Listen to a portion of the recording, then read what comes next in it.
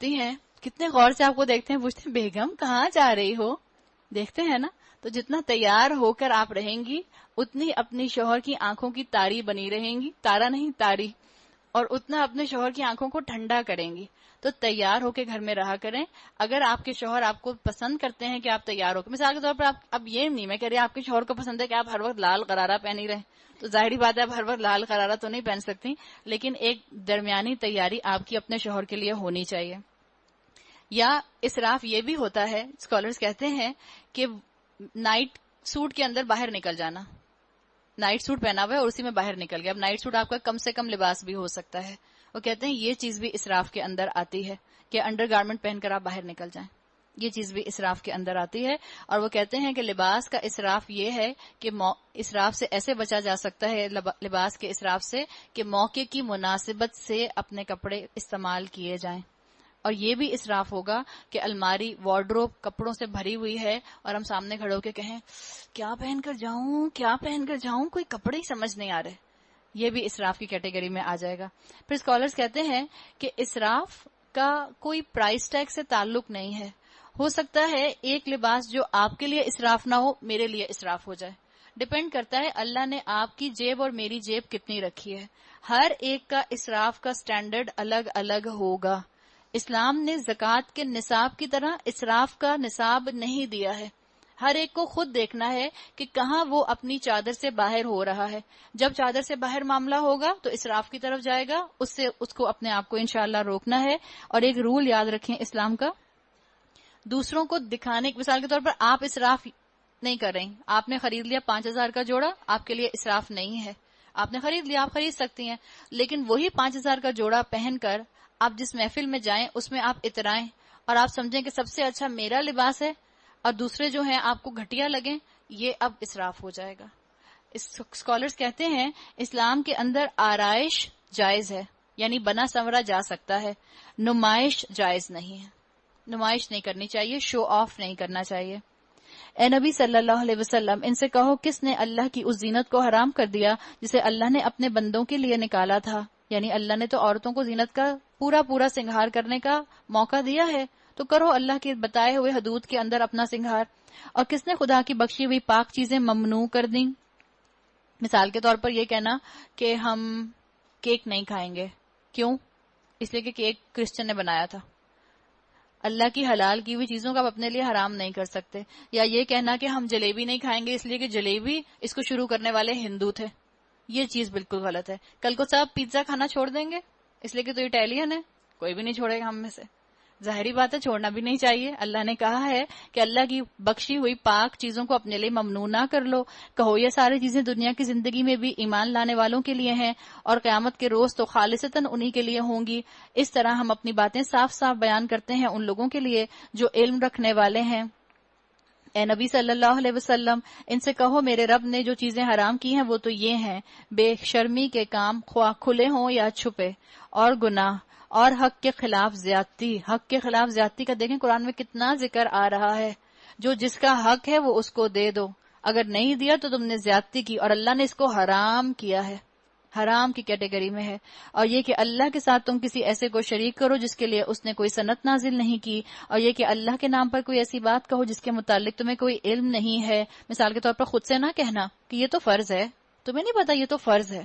خود سے کسی چیز کو آپ اور میں فرض یا سنت یا نوافل نہیں بنا سکتے, یہ سب سٹینڈرڈ سیٹ ہو چکے ہیں. اللہ تعالیٰ نے یہاں یہ بات واضح کر دی کہ بلا وجہ اپنے اوپر پابندیاں نہ لگاؤ, حلال کے دائرے میں انجوائے کرو ورنہ تمہارے مزاج میں سختی آ جائے گی.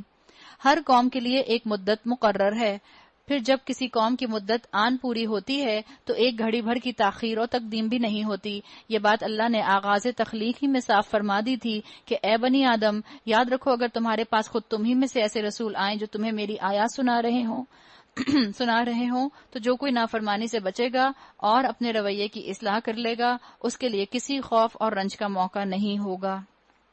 یعنی مینٹلی انسان اللہ کے رسول کی بات مان کر پیسفل ہو جائے گا, پرسکون ہو جائے گا. اور اللہ تعالیٰ خود بخود اس کے لیے آسانی کر دیں گے. تو اللہ سے دعا کریں کہ اللہ حلال کو ہمارے لیے کافی کر دے، اللہ اپنی شریعت کو ہمارے لیے کافی کر دے. رسول اللہ صلی اللہ علیہ وسلم کی دعا آتی ہے، اللہم اکفنی بحلالک عن حرامک واغننی بفضلک عمن سواک. اللہ حلال کو ہمارے لیے کافی کر دے اور جو تو نے ہمیں دیا ہے ہمیں اس پر راضی کر دے. اور جو لوگ ہماری آیات کو جھٹلائیں گے، ان کے مقابلے میں سرکشی برتیں گے، وہی اہل دوزخ ہوں گے جہاں وہ ہمیشہ رہیں گے. آخر اس سے بڑا ظالم اور کون ہوگا جو بالکل جھوٹی باتیں گڑھ کر اللہ کی طرف منسوب کرے یا اللہ کی سچی آیات کو جھٹلائے. ایسے لوگ اپنے نوشتہ تقدیر کے مطابق اپنا حصہ پاتے رہیں گے یہاں تک کہ وہ گھڑی آ جائے جب ہمارے بھیجے ہوئے فرشتے ان کی روحیں قبض کرنے کے لیے پہنچیں گے. اس وقت وہ ان سے پوچھیں گے، بتاؤ اب وہ تمہارے معبود کہاں ہیں جن کو تم پکارتے تھے؟ وہ کہیں گے وہ سب ہم سے گم ہو گئے، اور وہ خود اپنے خلاف گواہی دیں گے. اللہ سے معافی کا بلینک چیک جو تھا وہ موت کے ٹائم پر ختم ہو چکا. تو جس کے پاس ابھی زندگی کی مہلت ہے اس کے پاس توبہ کا بلینک چیک ہے، اس کا فائدہ اٹھا لے. اس وقت وہ اپنے خلاف خود ہی گواہی دیں گے کہ ہم واقعی منکر حق تھے. مگر اب اس کنفیشن کا کوئی فائدہ نہ ہوگا. اللہ فرمائے گا، جاؤ تم بھی اسی جہنم میں چلے جاؤ جس میں تم سے پہلے گزرے ہوئے گروہ جن و انس جا چکے ہیں. ہر گروہ جب جہنم میں داخل ہوگا اپنے پیش رو گروہ پر لعنت کرتا ہوا داخل ہوگا. یہاں پر الفاظ آئے کلما دخلت امت لعنت اختہا. امت اور اخت کا لفظ آ گیا. اخت بہن کو کہتے ہیں، اختہ بہن. ایک نسل دوسری نسل سے ناراض ہوگی اس لیے کہ ایک نسل نے دوسری نسل کی بدعت کے اندر فالوئنگ کی ہوگی. ایک نسل کی بدعت کو دوسری نسل کی بدعت نے کنٹینیو رکھا ہوگا. اس کی طرف اشارہ کر دیا اور بتا دیا کہ آنکھ بند کر کے کسی کے پیچھے مت چلنا. بتا دیا کہ اپنا لیڈر اللہ سے دعا کر کے سلیکٹ کرنا. اللہ سے دعا کرنا، اللہ مجھے ان لوگوں کے پیچھے چلا جو حق پر چلنے والے ہوں. اللہ مجھے وہاں لے کر جا جہاں حق بتایا جاتا ہے اور مجھے توفیق دے کہ میں حق پر عمل کر سکوں. اس چیز کی طرف اشارہ کیا گیا. حتیٰ کہ جب سب وہاں جمع ہو جائیں گے تو ہر بعد والا گروہ پہلے گروہ کے حق میں کہے گا، اے رب یہ لوگ تھے جنہوں نے ہم کو گمراہ کیا، لہٰذا انہیں آگ کا دوہرا عذاب دے. کیا مطلب ہے اس کا؟ مطلب کیا ہے کہ اپنے گھروں میں صرف امن قائم کرنے کے لیے آپ اللہ کے رسول کی سنتوں کو پیچھے نہ ڈالتی جائیں کہ میں صرف گھر کا ماحول خراب نہیں کرنا چاہتی، میں گھر کا ماحول نہیں خراب کرنا چاہتی. جنت کی کاسٹ پہ دنیا کے گھر کا سکون تلاش کریں گی تو نہ دنیا میں سکون ملے گا نہ آخرت میں سکون ملے گا. ہم کہتے ہیں ہم گھر کا پیس نہیں خراب کرنا چاہتے، گھر کا سکون نہیں خراب کرنا چاہتے. بتا دیا دوہرا عذاب ملے گا. اور یہی وجہ ہے کہ آج انسانیت اتنی نعمتوں کے باوجود سکون میں نہیں ہے، اس لیے کہ ہم سمجھتے ہیں کہ اگر ہم نے اللہ کی بات ماننی شروع کی تو ہم خاندان والوں سے بالکل الگ ہو جائیں گے، ہم آڈ ون آؤٹ بن جائیں گے، ہم سوشلی آؤٹ کاسٹ ہو جائیں گے. لوگ ہماری بات نہیں مانیں گے تو چھوڑو، میں اللہ کی بات ہی نہیں مانتی. اسی وجہ سے آج انسانیت پریشان ہے. آپ کے بچے کے پاس باس کی شرٹ ہے، نائکی کا جوتا ہے، پھر بھی آپ کا بچہ کانٹینٹ نہیں ہے، سکون نہیں ہے، نہ آپ کو نہ آپ کے بچے کو. تو یہ دیکھ لیں انسانیت کے اندر آپ کو آج غم نظر آتا ہے. سوسائیڈ ریٹ کتنا بڑھ گیا ہے، اسسٹڈ سوسائیڈ کتنی زیادہ ہونے لگ گئی ہیں، جبکہ دنیا اتنی ترقی کر گئی، اتنی پروگریس ہو گئی. اب تو زندگی میں سکون آنا چاہیے تھا. ایک مثال آپ دیکھتے ہیں، ایک مثال آج سے 40 سال پہلے ایک لڑکی شادی ہو کر دوسرے شہر میں جاتی تھی، اس کو اپنے ماں باپ کی خیریت معلوم کرنی ہوتی تھی، اس کے پاس واحد ایک سہارا ہوتا تھا، کیا؟ خط لکھتی تھی.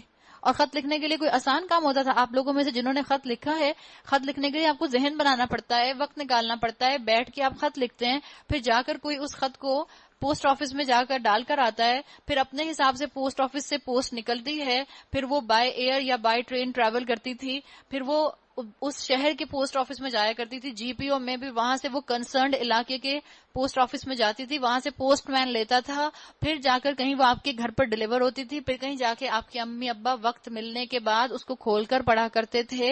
اور ابھی تک آپ کو جواب نہیں ملا. آپ نے پوچھا امی آپ کیسی ہیں؟ صرف آپ نے سوال پوچھا اپنے خط لکھ کے اپنی امی سے کہ آپ کی طبیعت کیسی ہے، اس لیے کہ کوئی اور سہارا نہیں ہے. اور پھر ماں باپ وقت نکال کر اپنے حساب سے خط لکھا کرتے تھے، جواب اسی پروسیجر کو فالو کرتے ہوئے خط واپس آتا تھا. مین ٹائم 15 سے 20 دن لگ جایا کرتے تھے، پھر بھی لوگوں کے اندر سکون تھا. آج ایک کلک کے اوپر دنیا موجود ہے. آپ ایک کلک کرتی ہیں، اپنی امی کو میسج بھیج دیتی ہیں. اگر امی کا 2 سیکنڈ میں جواب نہ آئے آپ پریشان ہو جاتی ہیں، ہائے کچھ ہو گیا کچھ ہو گیا ہوگا، کوئی پریشانی ہوگی، چور آ گئے ہوں گے، ڈاکو آ گئے ہوں گے، موبائل سنیچ تو نہیں ہو گیا، امی جواب نہیں دے رہی، پریشانی. اتنی نعمتیں آ گئی ہیں، اتنے گیجٹس آ گئے ہیں، لیکن ہماری زندگی آسان نہیں ہوئی، ہماری زندگی مشکل ہوتی جا رہی ہے. ایک کلک کے اوپر کہا کہ 20 دن کے بعد آپ کو امی کی خیریت کا جواب ایک جملے میں ملے کہ بیٹی میں ٹھیک ہوں. ایک کلک کے اوپر آپ کا دل چاہتا ہے امی کی آواز سن لیں، آپ ایک کلک پر امی کی آواز سن لیتی ہیں، 7 سمندر پار امی بیٹھی ہیں. آپ کا دل چاہتا ہے آپ اپنی امی کو دیکھ لیں، ایک اسکائپ کال کرنے کی دیر ہوتی ہے، آپ اپنی امی کو دیکھ لیتی ہیں اور بالکل ایسے ان سے بات کرتی ہیں جیسے آپ اور آپ کی امی ایک ہی لاؤنج میں بیٹھے آپ سے ایک دوسرے سے باتیں کر رہے ہیں. وہ اپنے کمرے میں چائے پی رہی ہیں، آپ اپنے کمرے میں چائے پی رہی ہیں، پتہ چلا ایک کانٹیننٹ میں اور ایک کانٹیننٹ میں. اتنی آسائشیں، اتنی پروگرس، اتنی ڈیولپمنٹ، لیکن اس کے بعد کہیں سکون نظر آتا ہے آپ کو؟ سکون نام کی چیز نہیں ہے. ایک عجیب سی پریشانی ہر ایک کو لاحق ہے، اس لیے کہ ہم اپنی نعمتوں کے اوپر قناعت نہیں رکھتے. ہم نے اپنی نعمتوں کو اپنی ذمہ داری نہیں سمجھا، ہم نے اپنے رب کو ناراض کیا ہوا ہے، ہمارا رب ہم سے ناراض ہے. اور پھر جب قیامت میں ہم وہاں پہنچیں گے، اللہ نہ کرے کہ ہم اس حال میں پہنچیں کہ ہم اپنی سے پچھلے والی نسل کو یا اگلی نسل کو بلیم کر رہے ہوں.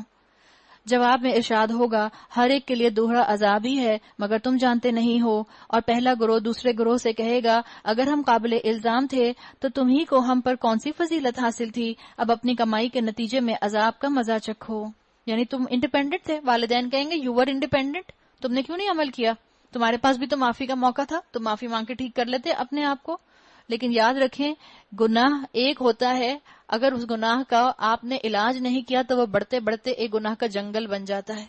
ایک گناہ کا بیج ڈالا جاتا ہے جو پورے جنگل میں کنورٹ ہو جاتا ہے. یقین جانو، جن لوگوں نے ہماری آیات کو جھٹلایا ہے اور ان کے مقابلے میں سرکشی کی ہے، ان کے لیے آسمان کے دروازے ہرگز نہ کھولے جائیں گے. ان کا جنت میں جانا اتنا ہی ناممکن ہے. کتنا ناممکن؟ حتی یلج الجمل فی سم الخیاط، اتنا ہی ناممکن ہے جتنا سوئی کے ناکے سے اونٹ کا گزر جانا. بالکل ناممکن. یہ بتا دیا گیا مجرموں کو ہمارے ہاں ایسا ہی بدلہ ملا کرتا ہے. ان کے لیے تو جہنم کا بچھونا ہوگا، میٹرس آگ کا، اور جہنم ہی ان کا اوڑھنا ہوگا، کمفرٹر آگ کا. یہ ہے وہ جزا جو ہم ظالموں کو دیا کرتے ہیں، باخلاف اس کے جن لوگوں نے ہماری آیات کو مان لیا اور اچھے کام کیے. اور اس باب میں ہم ہر ایک کو اس کی استطاعت ہی کے مطابق ذمہ دار ٹھہراتے ہیں. لا نکلف نفسا الا وسعها. اور اہل جنت ہیں وہ جہاں وہ ہمیشہ رہیں گے. ان کے دلوں میں ایک دوسرے کے خلاف جو کچھ قدورت ہوگی اسے ہم نکال دیں گے. یعنی جنت میں تمام لوگوں کے دل ایک دوسرے سے صاف ہوں گے. ہو سکتا ہے کہ دنیا میں کوئی ایک ہستی ایسی ہو جو آپ کو پسند نہ ہو مگر نیک ہو وہ بھی، تو جنت میں اللہ تعالیٰ دونوں کے دلوں کو صاف کر دیں گے، اختلافات نہیں رہیں گے. یاد رکھیں اختلافات صحابہ میں بھی ہوئے. حقیقت کو مان لینا چاہیے، اس لیے کہ انسان تھے. ہم اس بات پر بات کرنا پسند نہیں کرتے کہ نہیں بلا وجہ بتانے کا ضرورت نہیں ہے، ذکر کرنے کی ضرورت نہیں ہے. اختلافات صحابہ میں ہوئے. جب لوگ عقل و شعور والے ہوتے ہیں، علم والے ہوتے ہیں، تو اختلافات ہو جاتے ہیں. یہ اختلاف آگے بڑھ کر جھگڑے کی شکل اختیار نہیں کرنا چاہیے. تو اسی طرح سے دنیا میں ہو سکتا ہے کچھ لوگ ہوں جو بظاہر نیک ہوں، اچھے ہوں، عمل کرنے والے ہوں دین پر، ہمیں اچھے نہیں لگتے. تو جنت میں جب ہم پہنچیں گے انشاءاللہ اللہ کی امید اور اللہ کی رحمت سے، تو اللہ ہمارے دلوں کو صاف کر دے گا. کون سی جنت ہوگی؟ ان کے نیچے نہریں بہتی ہوں گی اور وہ کہیں گے، کیا کہیں گے؟ الحمدللہ الحمدللہ الذی ہدانا لہذا. اور وہ کہیں گے تعریف اللہ ہی کے لیے جس نے ہمیں یہ راستہ دکھایا. الحمدللہ سے سفر شروع ہوا تھا بندے کا، اللہ کی تعریف اور اللہ کے شکر سے، اور الحمدللہ ہی پر اس کا سفر مکمل ہو جائے گا. منزل پر بھی الحمدللہ، آغاز میں بھی الحمدللہ. ہم خود راہ راست نہ پا سکتے تھے اگر ہماری رہنمائی اللہ نہ کرتا. ہمارے رب کے بھیجے ہوئے رسول واقعی حق لے کر آئے تھے. یعنی انہوں نے بتا دیا کہ یہ سیلف ماڈسٹ نہیں تھے، کریڈٹ لینے کی ان کو عادت نہیں تھی. بتا دیا کہ رسول جو لائے تھے وہ اصل میں درست پیغام تھا. اس وقت ندا آئے گی کہ یہ جنت جس کے تم وارث بنائے گئے ہو تمہیں ان اعمال کے بدلے میں ملی ہے جو تم کرتے رہے تھے. بما کنتم تعملون، پاسٹ کنٹینیوس ٹینس آ رہا ہے، عربی زبان کا ماضی استمراری، یعنی ایک کام جو تم کرتے رہے تھے، ریگولیرٹی سے کرتے تھے، اس لیے بتا دیا گیا کہ تمہیں جنت ملی. پھر اب دیکھیں ابھی جنت کا منظر ہے، اور منظر کیسا ہے؟ جیسے ایک کانفرنس کال لگی ہوئی ہے. پھر یہ جنت کے لوگ دوزخ والوں سے پکار کر کہیں گے ہم نے ان سارے وعدوں کو ٹھیک پایا جو ہمارے رب نے ہم سے کیے تھے. کیا اللہ کا نظام ہوگا؟ اللہ بہتر جانتا ہے کس طرح سے جنت والے دوزخ والوں سے بات کریں گے. واللہ عالم. کیا تم نے بھی ان وعدوں کو ٹھیک پایا جو تمہارے رب نے تم سے کیے تھے؟ وہ جواب دیں گے ہاں. تب ایک پکارنے والا ان کے درمیان پکارے گا اللہ کی لعنت ان ظالموں پر جو اللہ کے راستے سے لوگوں کو روکتے اور اسے ٹیڑھا کرنا چاہتے تھے. یعنی انہوں نے قرآن کی طرف توجہ نہیں دلانے دی، دین پر عمل نہیں کرنے دیا. قرآن پڑھنے والوں کو سمجھا کہ سب سے دین کا پسا ہوا طبقہ ہے، ریٹارڈیڈ طبقہ ہے، لو آئی کیو والے لوگ ہیں، ان لوگوں کی طرف جانے کی ضرورت نہیں ہے. ایسے لوگ ہوتے ہیں جو دین سے روکتے ہیں اور اس کو ٹیڑھا کرتے ہیں اور آخرت کے منکر تھے. ان دونوں گروہوں کے درمیان ایک اوٹ حائل ہوگی جس کی بلندیوں اعراف پر کچھ اور لوگ ہوں گے. یہ ہر ایک کو اس کی نشانیوں سے پہچانیں گے. آراف وہ لوگ جن کی نیکیاں اور بدیاں دونوں برابر برابر ہوں گی. آراف کے اوپر جو لوگ ہوں گے ان کے لیے یہ آتا ہے کہ جن کی نیکی اور بدی برابر برابر ہوگی. اللہ بہتر جانتا ہے کہ اللہ ان کے ساتھ کیا معاملہ کرے گا. بس ان کے لیے یہ آتا ہے جو اسکالرز بتاتے ہیں کہ ان کا ایبسلیوٹ برابر برابر پلڑا آئے گا، برابر کی نیکی برابر کے گناہ. اور جنت والوں سے پکار کر کہیں گے سلامتی ہو تم پر. یہ لوگ جنت میں داخل تو نہیں ہوئے مگر اس کے امیدوار ہوں گے. اور جب ان کی نگاہیں دوزخ والوں کی طرف پھریں گی تو کہیں گے قالوا ربنا لا تجعلنا مع القوم الظالمین. اے رب ہمارے، ہمیں ان ظالم لوگوں میں شامل نہ کیجیے. اور جہنم میں کون ہوگا؟ بڑے بڑے متکبر جہنم میں ہوں گے. نمرود جہنم میں ہوگا، فرعون جہنم میں ہوگا، بڑے بڑے گناہگار جہنم میں ہوں گے.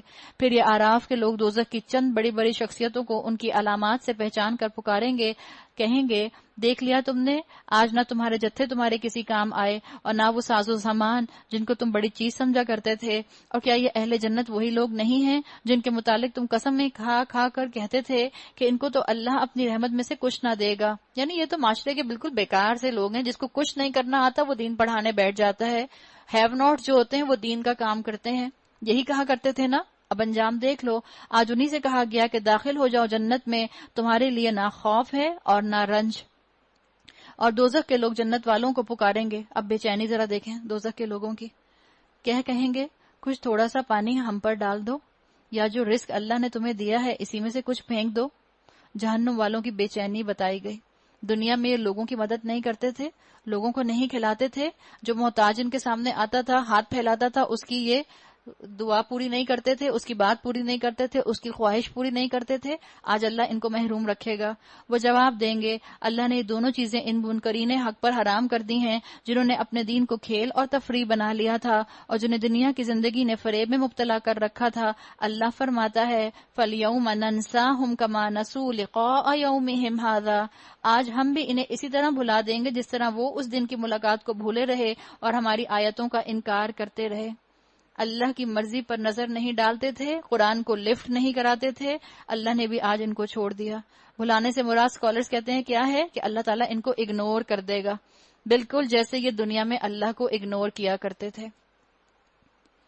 ہم ان لوگوں کے پاس ایک ایسی کتاب لے آئے ہیں جس کو ہم نے علم کی بنا پر مفصل بنایا ہے اور جو ایمان لانے والوں کے لیے ہدایت اور رحمت بن گئی ہے. اللہ تعالیٰ نے واضح کر دیا کہ اپنے کسی عقائد کے لیے قرآن کی تعلیمات کا مذاق نہ بنانا، اللہ کی دین کو آگے سے آگے رکھنا. اور جو حرام پر پڑتے ہیں اللہ ان پر جنت کی نعمتوں کو بھی حرام کر دیتا ہے. اللہ نے تو یہاں بار بار جہنم کا ذکر کر کے اس چیز کو واضح کر دیا، لیکن ہم جس معاشرے اور جن خاندانوں میں رہتے ہیں وہاں پر رسمیں دین بن گئی ہیں اور دین رسم بن گیا ہے. تو کیا آپ اور میں اپنے اپنے خاندان میں اسلام کا علم بردار بن کر کھڑے نہیں ہوں گے؟ اسلام کا ریپرزینٹیٹو بن کر کھڑے نہیں ہوں گے؟ کیوں اللہ نے مجھے اور آپ کو ابو حنیفہ کے خاندان میں پیدا نہیں کیا، امام مالک کے خاندان میں پیدا نہیں کیا، مجھے اور آپ کو امام شافعی کے خاندان میں پیدا نہیں کیا؟ کیوں ایسے خاندانوں میں پیدا کیا ہے جو بالکل سراسر اللہ کی ہدایت سے دور ہیں؟ اور کیوں اللہ آپ کو قرآن سنا رہا ہے؟ سوچیں، آپ کو کڑی سے کڑی ملتی ہوئی محسوس ہوگی. اللہ چاہتا ہے آپ کے خاندان کے لوگ دین کی خوبصورتی آپ کے ذریعے دیکھیں. اللہ چاہتا ہے آپ اپنے خاندان میں اسلام کی ایمبیسڈر بنیں. اللہ چاہتا ہے آپ اپنے خاندان والوں کی ہدایت کا ذریعہ بن کے ان سب کو اپنے لیے صدقہ جاریہ بنا لیں. اب کیا یہ لوگ اس کے سوا کسی اور بات کے منتظر ہیں کہ وہ انجام سامنے آ جائے جس کی یہ کتاب خبر دے رہی ہے؟ جس روز وہ انجام سامنے آ گیا تو وہی لوگ جنہوں نے پہلے اس کو نظر انداز کر دیا تھا بیک برنر پر رکھا ہوا تھا. کیا کہیں گے؟ واقعی ہمارے رب کے رسول حق لے کر آئے تھے. پھر کیا اب ہمیں کچھ سفارشی ملیں گے جو ہمارے حق میں سفارش کریں، یا ہمیں دوبارہ واپس ہی بھیج دیا جائے تاکہ جو کچھ ہم پہلے کرتے تھے اس کی بجائے اب دوسرے طریقے پر کام کر کے دکھائیں؟ انہوں نے اپنے آپ کو خسارے میں ڈال دیا اور سارے جھوٹ جو انہوں نے تصنیف کر رکھے تھے ان سے گم ہو گئے. کیا جھوٹ گڑے تھے انہوں نے؟ فلاں کام اتنی دفعہ کر لو، یہ وظیفہ پڑھ لو تو یہ ہو جائے گا، یہ کر لو تو کامیاب ہو جاؤ گے. انہوں نے شریعت چھوڑ کر اپنی پسند کی خواہشات کی شریعت بنا لی تھی. تو اب قیامت کے دن وہ پچھتائیں گے. در حقیقت ان ربکم اللہ الذی خلق السماوات والارض فی 6 ایام ثم استوى علی العرش. در حقیقت تمہارا رب اللہ ہی ہے جس نے آسمانوں اور زمین کو 6 دنوں میں پیدا کیا، پھر اپنے تخت سلطنت پر جلوہ فرما ہوا، جو رات کو دن پر ڈھانک دیتا ہے اور پھر دن رات کے پیچھے دوڑا چلا آتا ہے، جس نے سورج اور چاند اور تارے پیدا کیے، سب اس کے تابع فرمان ہیں. کمانڈر گاڈ کی بات ہے. خالق بھی ہے، مالک بھی ہے، کریٹر بھی ہے اور آنر بھی ہے. خبردار رہو، اسی کی خلق ہے اور اسی کا امر ہے. یعنی اسی نے سب چیزوں کی سوورنٹی اپنے پاس رکھی ہے، ہر چیز کی پاور اسی کے پاس ہے. بڑا برکت ہے اللہ سارے جہانوں کا مالک اور پروردگار. ادعو، کیا کہا گیا؟ پکارو ربکم، اپنے رب کو. کیسے؟ تضرعا و خفیہ، اپنے رب کو پکارو گڑ گڑاتے ہوئے اور چپکے چپکے. یقیناً وہ حد سے گزرنے والوں کو پسند نہیں کرتا. اس آیت میں دعا کے آداب، ایٹیکیٹس بتا دیے گئے ہیں کہ کیسے مانگو، کیسے اللہ سے دعائیں مانگو. اللہ سے دعا مانگی جاتی ہے، پڑھی نہیں جاتی. اور ہم نے پہلے بھی بات کی تھی کہ اگر آپ نے مانگنا سیکھنا ہے تو فقیر اور بچے سے سیکھ لیں. زمین میں فساد برپا نہ کرو جبکہ اس کی اصلاح ہو چکی ہو، اور اللہ ہی کو پکارو خوف کے ساتھ اور طمع کے ساتھ، یعنی ساری توقعات اللہ سے لگا کر اللہ سے پکارو. اس امید کے ساتھ دعا مانگنی چاہیے. اسکالرز کہتے ہیں کہ اللہ یقیناً انشاءاللہ قبول کرے گا. اور دعا کے معاملے میں اپنے ذہن میں وہ تینوں اینگل بھی رکھیں کہ اللہ تعالیٰ دعا کے ساتھ ایک مومن کے 3 معاملہ کرتا ہے، یا تو اس کی دعا کو قبول کر لیتا ہے، یا اس کی دعا کے بدلے میں اس کو بہتر چیز عطا کر دیتا ہے، یا اس کی دعا کو آخرت کے لیے سنبھال لیتا ہے. یقیناً اللہ کی رحمت نیک کردار لوگوں سے قریب ہے، اور وہ اللہ ہی ہے جو ہواؤں کو اپنی رحمت کے آگے آگے خوشخبری لیے بھیجتا ہے. پھر جب وہ پانی سے لدے ہوئے بادل اٹھا لیتی ہیں تو انہیں کسی مردہ زمین کی طرف حرکت دیتا ہے، وہاں میਂہ برسا کر اسی مری ہوئی زمین سے طرح طرح کے پھل نکالتا ہے. دیکھو اس طرح ہم مردوں کو حالت موت سے نکالتے ہیں. شاید کہ تم اس مشاہدے سے سبق لو. جو زمین اچھی ہوتی ہے وہ اپنے رب کے حکم سے خوب پھل پھول لاتی ہے، اور جو زمین خراب ہوتی ہے اس سے ناقص پیداوار کے سوا کچھ نہیں نکلتا. اس طرح ہم نشانیوں کو بار بار پیش کرتے ہیں ان لوگوں کے لیے جو شکر گزار ہونے والے ہیں. بتا دیا گیا کہ تمہارا دل بالکل ایک زمین کی طرح ہے. جب اس پر قرآن کی بارش ہوگی، اگر اندر ذرا سا بھی خیر ہوگا تو وہ باہر ضرور آئے گا. اور اگر تمہارا دل میں تمہاری روح دفن ہو چکی ہوگی تو قرآن کی بارش ہوگی لیکن تمہارے اندر سے خیر نہیں پھوٹے گا، بلکہ تمہارا دل اور سخت ہو جائے گا، جس کے لیے اللہ نے کہا یضل بہ کثیرا ویہدی بہ کثیرا. اللہ اسی قرآن کے ذریعے ہدایت دیتا ہے بہتوں کو اور بہتوں کو گمراہ کر دیتا ہے. اب اگلے رکوع سے انبیاء رسول کا سلسلہ شروع ہو رہا ہے، اور یہ تذکرہ آپ کو آیت نمبر 59 سے آلموسٹ آیت نمبر 137 تک ملے گا. رسولوں کا ذکر آ رہا ہے. ہم نے نوح علیہ السلام کو اس کی قوم کی طرف بھیجا. آپ دیکھیں گے اس میں 3 جو آئیں گے وہ پری ابراہیمک رسول آئیں گے، یعنی ابراہیم علیہ السلام سے پہلے کے 3 رسول، اور 3 آئیں گے پوسٹ ابراہیمک پروفٹس، ان کا ذکر آئے گا. اور دیکھیں گے زیادہ تر میں آپ جو بیماری آئی، جو خرابی آئی، وہ شرک کی آئی. نوح کو اس کی قوم کی طرف بھیجا. اس نے کہا اے برادران قوم، اللہ کی بندگی کرو، اس کے سوا تمہارا کوئی معبود نہیں ہے. کتنی اپنائیت سے بات کی ہوگی انہوں نے. آرام سے کہا کہ دیکھو اللہ کی بندگی کرو، آخر اس نے تمہیں پیدا کیا ہے، وہی تمہیں نعمتیں دیتا ہے، وہی تمہیں زندگی میں سارے پروویژنز دے رہا ہے. میں تمہارے حق میں ایک ہولناک دن کے عذاب سے ڈرتا ہوں. اس کی قوم کے سرداروں نے جواب دیا ہم کو تو یہ نظر آتا ہے کہ تم صحیح گمراہی میں مبتلا ہو. کیا گمراہی تھی ان کی نظر میں؟ ان کی نظر میں رسالت پر ہونا، رسالت کا کام کرنا گمراہی تھی. نوح علیہ السلام نے کہا اے برادران قوم، میں کسی گمراہی میں نہیں پڑا ہوا، بلکہ میں رب العالمین کا رسول ہوں. یہ ہوتا ہے تبلیغ کا طریقہ. قوم کا رسپانس کیسا تھا اور مبلغ کا رسپانس کیسا ہے میچور رسپانس. کوئی آگے سے جھگڑا نہیں, جاؤ میں نہیں بتاتا, خود ہی یوٹیوب پہ لیکچر سن لینا, جاؤ میں نہیں بتاتا واٹس ایپ پہ لیکچر سن لینا.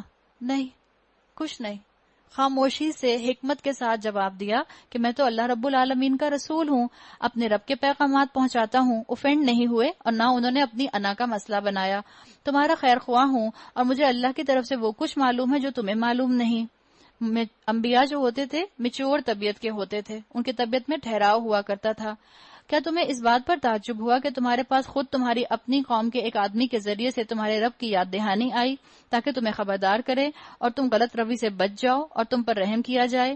مگر انہوں نے اس کو جھٹلا دیا. آخرکار ہم نے اسے اور اس کے ساتھیوں کو ایک کشتی میں نجات دی اور لوگوں کو ڈبو دیا جنہوں نے ہماری آیات کو جھٹلایا تھا. یقیناً وہ اندھے لوگ تھے, یعنی ان کے دل اندھے تھے. ایسا نہیں تھا کسی آئی اسپیشلسٹ کے پاس لے کے جاتے تو ان کی آنکھوں کا علاج ہو جاتا. آنکھوں کی, یہ سر کی آنکھوں کی بات نہیں ہے, دل کی آنکھوں کی بات ہے. اور عاد کی طرف ہم نے ان کے بھائی ہود کو بھیجا. اس نے کہا, اے برادران قوم, اللہ کی بندگی کرو, اس کے سوا کوئی تمہارا خدا نہیں. پھر کیا تم غلط روی سے پرہیز نہ کرو گے؟ ہم نے پہلے بھی بات کی تھی, سب سے پہلے انبیاء آیا کرتے تھے, عقیدے کو درست کرنے کی بات کیا کرتے تھے, اس لیے کہ اسلام میں عقیدے میں ریولوشن ہے اور عمل میں ایوولوشن ہے. اس کی قوم کے سرداروں نے جو اس کی بات ماننے سے انکار کر رہے تھے جواب میں کہا, ہم تو تمہیں بے عقلی میں مبتلا سمجھتے ہیں, کم آئی کیو لیول کے لگتے ہو ہمیں, ایسے ہی بیکار عقل کے جب بھی یہ کام کر رہے ہو, اور ہمیں گمان ہے کہ تم جھوٹے ہو. اس نے کہا, اے برادران قوم, میں بے عقلی میں مبتلا نہیں ہوں, بلکہ میں رب العالمین کا رسول ہوں. تم کو اپنے رب کے پیغامات پہنچاتا ہوں اور تمہارا ایسا خیر خواہ ہوں جس پر بھروسہ کیا جا سکتا ہے. کیا تمہیں اس بات پر تعجب ہوا کہ تمہارے پاس خود تمہاری اپنی قوم کے ایک آدمی کے ذریعے سے رب کی یاد دہانی آئی تاکہ وہ تمہیں خبردار کرے؟ بھول نہ جاؤ, تمہارے رب نے نوح کی قوم کے بعد تم کو اس کا جانشین بنایا اور تمہیں خوب تندومند کیا. پس اللہ کی قدرت کے کرشموں کو یاد رکھو, امید ہے کہ فلاح پاؤ گے. انہوں نے جواب دیا, کیا تو ہمارے پاس اس لیے آیا ہے کہ ہم اکیلے اللہ ہی کی عبادت کریں اور انہیں چھوڑ دیں جن کی عبادت ہمارے باپ دادا کرتے تھے؟ اینسیسٹر ورشپ, توحید کے راستے کی سب سے بڑی رکاوٹ. اچھا تو لے آ وہ عذاب جس کی تو ہمیں دھمکی دیتا ہے اگر تو سچا ہے.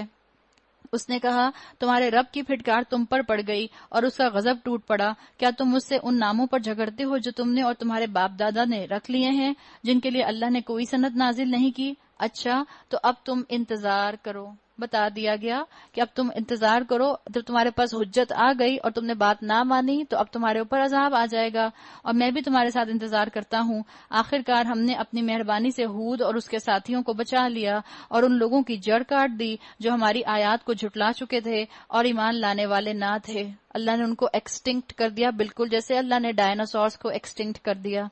سمود کی طرف ہم نے ان کے بھائی صالح کو بھیجا.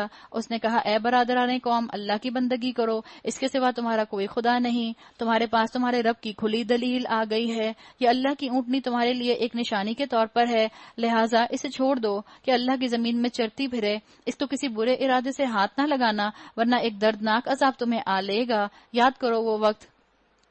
ہوا کیا تھا؟ جو صالح علیہ السلام کی اونٹنی تھی, اس کا معجزہ یہ تھا کہ جو وہاں پر تالاب تھا, پونڈ تھا, اس پونڈ کا پانی ایک ہی دن میں ایک ہی گھونٹ میں یہ اونٹنی پی جایا کرتی تھی. اس لیے اللہ تعالیٰ نے اسائن کر دیا تھا دن کے, ایک دن قوم کا دن ہوگا پانی لینے کا اور ایک دن اونٹنی کا. یاد کرو وہ وقت جب اللہ نے قوم عاد کے بعد تمہیں اس کا جانشین بنایا اور تم کو زمین میں یہ منزلت بخشی کہ تم اس کے ہموار میدانوں میں عالیشان محل بناتے اور اس کے پہاڑوں کو مکانات کی شکل میں تراشتے ہو. فاذکروا آلاء اللہ, پس اللہ کی قدرت کے کرشموں سے غافل نہ ہو جاؤ اور زمین میں فساد برپا نہ کرو. ان دنیا کے گھروں کی سجاوٹ کے پیچھے اپنی آخرت کے گھروں کو داؤ پر نہ لگاؤ. بتا دیا گیا, گھروں سے اتنی محبت نہ کرو کہ یہ معبود کے درجے پر آ جائیں. دن رات انہی کی صفائیوں میں لگے رہو, انہی کے کاموں میں انوالو ہو جاؤ اور کتاب اللہ کو سمجھنے کے لیے وقت نہ نکال سکو. گھروں کا ذکر آیا. اس کی قوم کے سرداروں نے جو بڑے بنے ہوئے تھے کمزور طبقے کے ان لوگوں سے جو ایمان لے آئے تھے کہا, کیا تم واقعی یہ جانتے ہو کہ صالح اپنے رب کا پیغمبر ہے؟ انہوں نے جواب دیا, بے شک, جس پیغام کے ساتھ وہ بھیجا گیا ہے اسے ہم مانتے ہیں. ان بڑائی کے مدعیوں نے کہا, جس چیز کو تم نے مانا ہے ہم اس کے منکر ہیں. یاد رکھیں, ہدایت ڈگری, آئی کیو یا گھر کا سائز دیکھ کر نہیں آتی.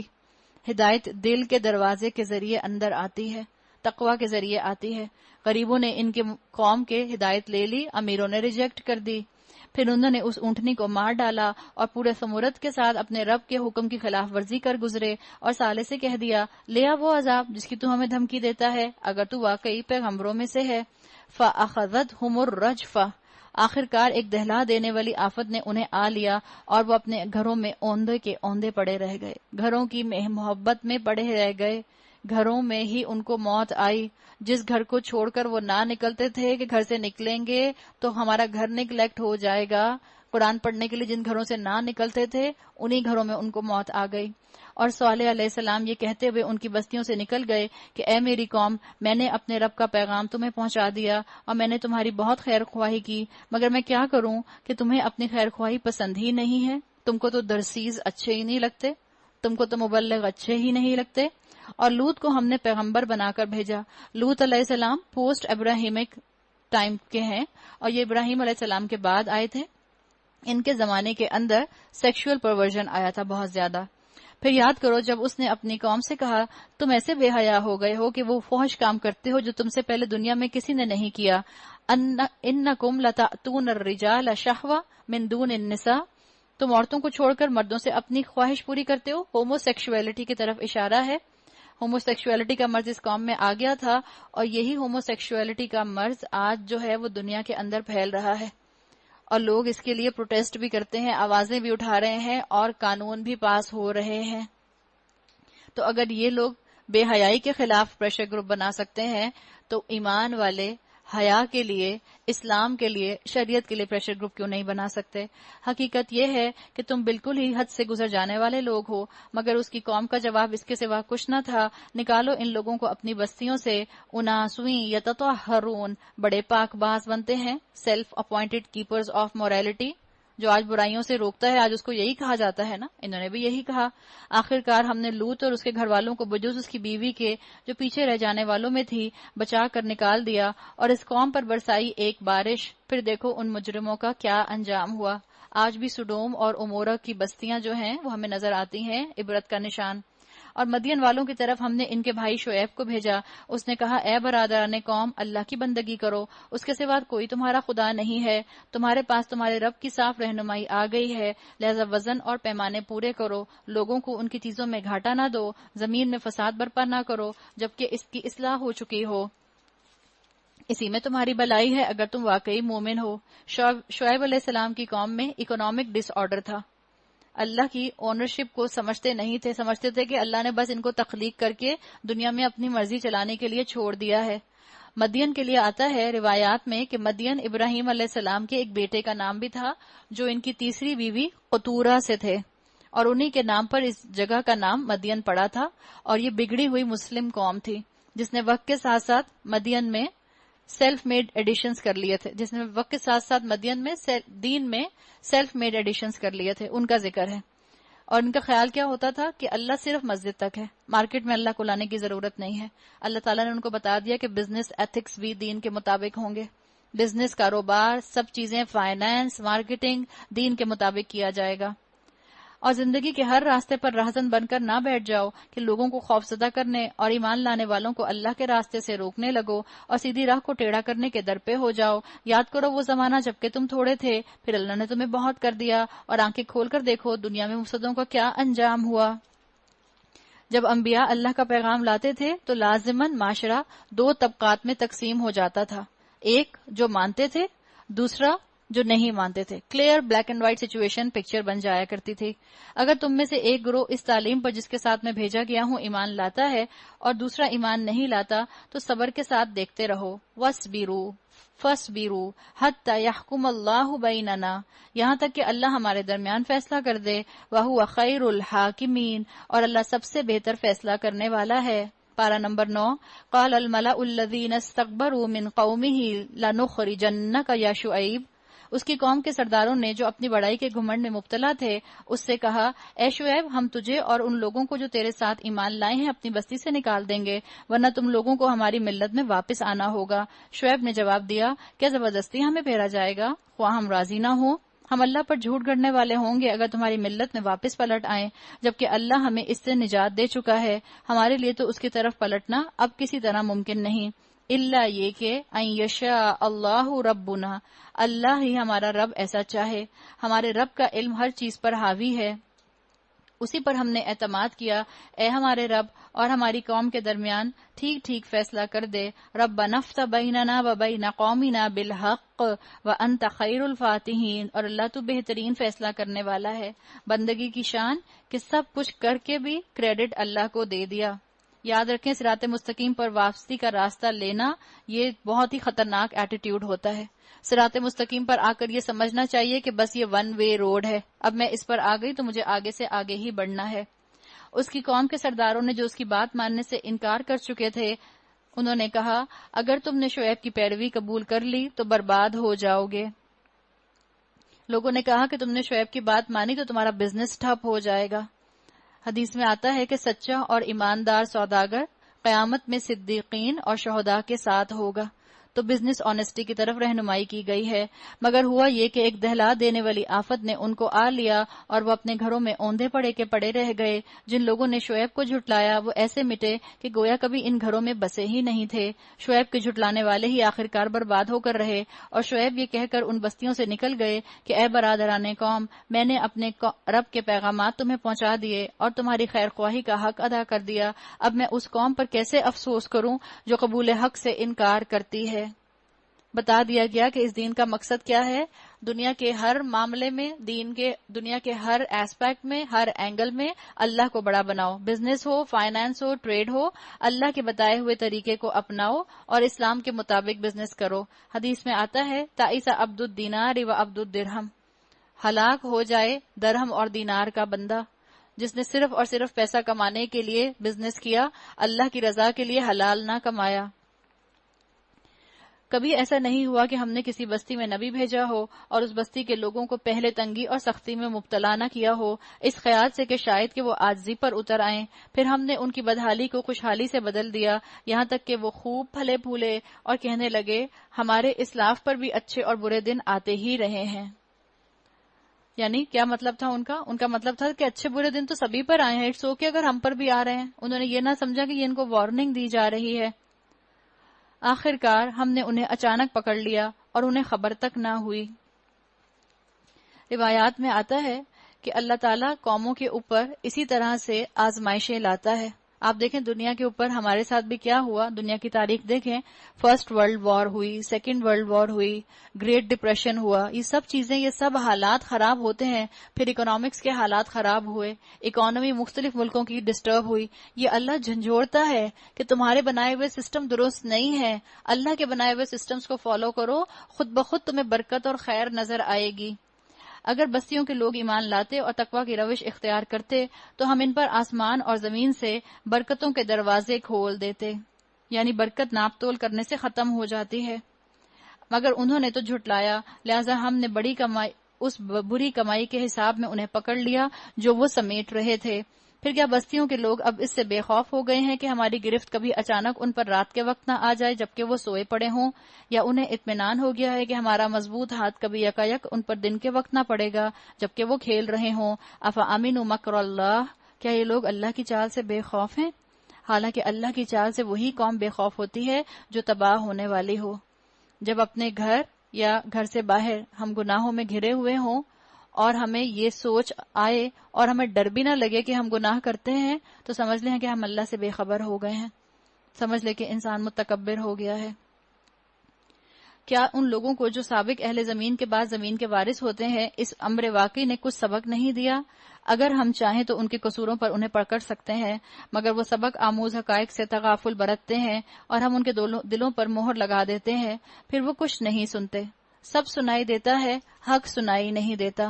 نیچرل ڈیزاسٹر دنیا میں آ رہے ہیں. یاد رکھیں ہم کسی نیچرل ڈیزاسٹر کو دیکھ کر یہ نہیں کہہ سکتے کہ یہ اللہ کا عذاب ہے، اس لیے کہ یہ علم الیقین ہمارے پاس نہیں ہے.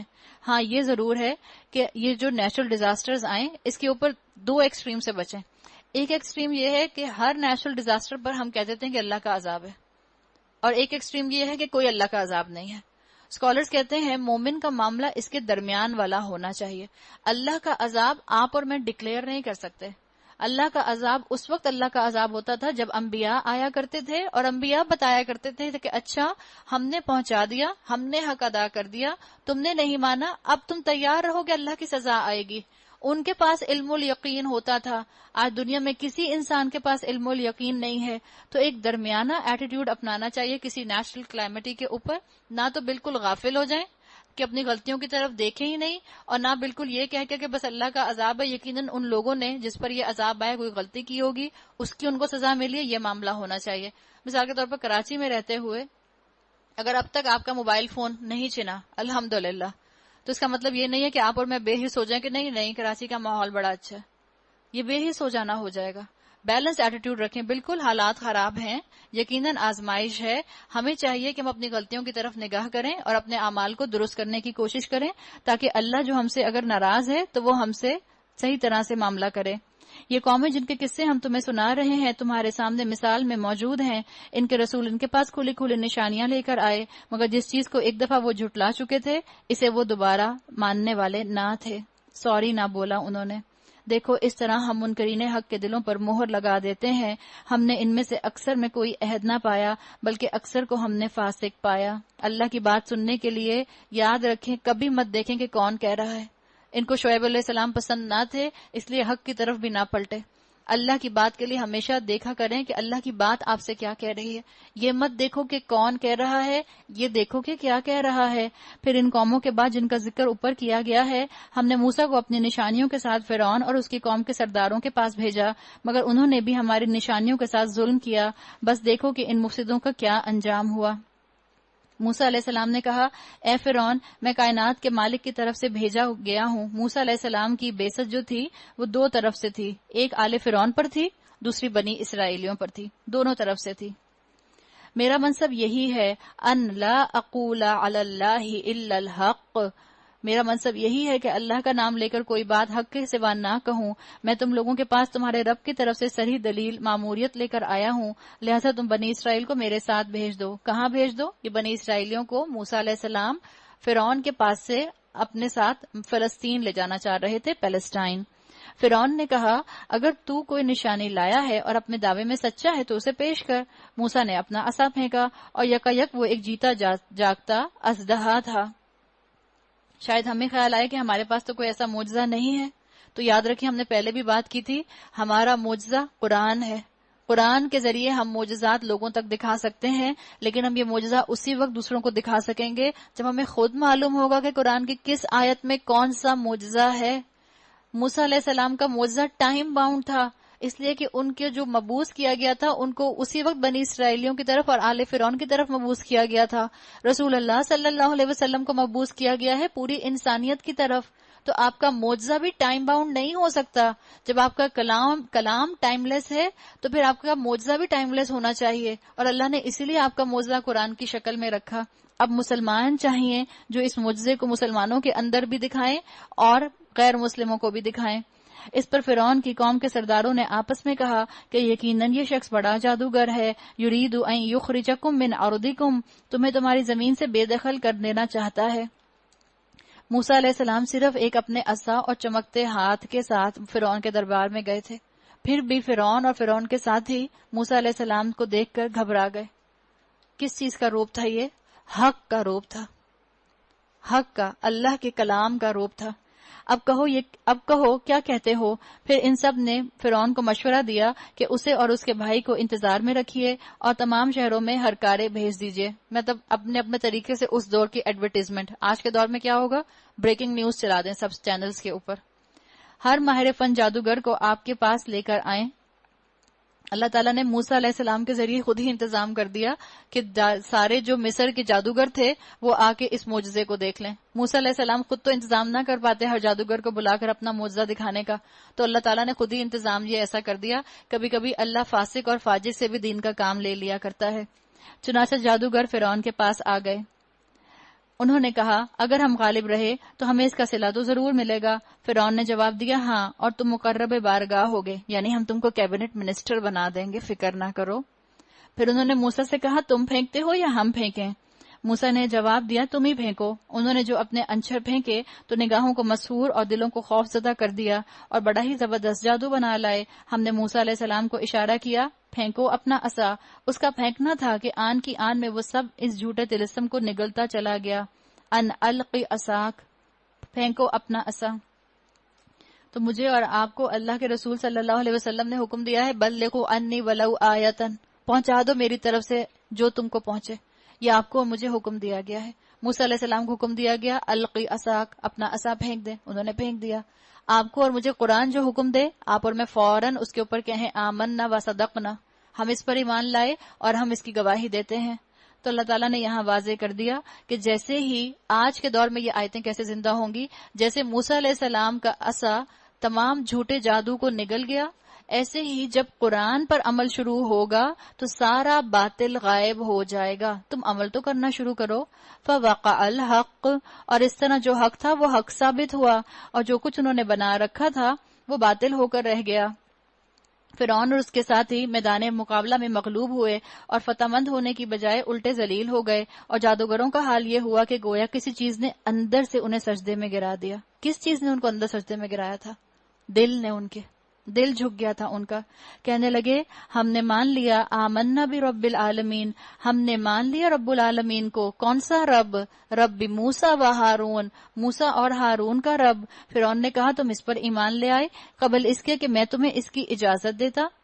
یقیناً یہ کوئی خفیہ سازش تھی جو تم لوگوں نے اس دارالسلطنت میں کی تاکہ اس کے مالکوں کو اقتدار سے بے دخل کر دو. اچھا تو اس کا نتیجہ اب تمہیں معلوم ہوا جاتا ہے. میں تمہارے ہاتھ پاؤں مخالف سمتوں سے کٹوا دوں گا اور اس کے بعد تم سب کو سولی چڑھا دوں گا. ڈکٹیٹرز، متکبر ہر زمانے کے ایک ہی جیسے رہے. جب کوئی ان کی بات نہیں مانتا تو وہ فزیکلی ٹارچر کرنے کے اوپر اتر آتے ہیں. انہوں نے جواب دیا بہرحال ہمیں پلٹنا اپنے رب ہی کی طرف ہے. وہ جیسے کہتے ہیں نا کہ if you can't convince them confuse them. تو اس نے بھی ڈرانے کے لیے ایسی سزا بتائی. اس کا خیال تھا کہ شاید اگر یہ ابھی بھی بات نہیں مانیں گے تو کم سے کم کہہ دیں گے کہ ٹھیک ہے ہم تمہاری طرف آ جاتے ہیں. تو جس بات پر ہم سے اور لیکن ان کا ایمان بہت مضبوط تھا جادوگروں کا. اللہ نے ان کے دل جھکا دیے تھے. انہوں نے کہا تو جس بات پر ہم سے انتقام لینا چاہتا ہے وہ اس کے سوا کچھ نہیں کہ ہمارے رب کی نشانیاں جب ہمارے سامنے آ گئیں تو ہم نے اسے مان لیا. تو انہوں نے کیا کہا؟ اے ہمارے رب، ربنا افرغ علینا صبرا وتوفنا مسلمین، اے ہمارے رب ہم پر صبر کا فیضان کر اور ہمیں دنیا سے اٹھا تو اس حال میں کہ ہم تیرے فرما بردار ہوں. یہ تھا ان کے ایمان کا جذباتی پہلو. نیا ایمان آیا تھا نا، نیا اللہ کا کلام ان کے دل پہ اترا تھا، نیا انہوں نے معجزہ دیکھا تھا موسیٰ علیہ السلام کا. تو ان کے اندر جذبات تھے، جذبات بھی ہائپ پر تھے. تو جب نیا ایمان آتا ہے فوراً عمل شروع کر دیں. آپ قرآن سن رہی ہیں، آپ کا عمل کا دل کر رہا ہے، ڈیلے مت کریں. بالکل جیسے آپ کی جو ڈرنک ہوتی ہے، اگر آپ اپنی ڈرنک کو تھوڑی دیر آدھے گھنٹے کے لیے ٹھنڈی ڈرنک کو گلاس میں ڈالتی ہیں تو کتنی فزی ڈرنک مزیدار ہوتی ہے. آپ اس کو آدھے گھنٹے کے لیے باہر چھوڑ دیں، فلیٹ ہو جاتی ہے.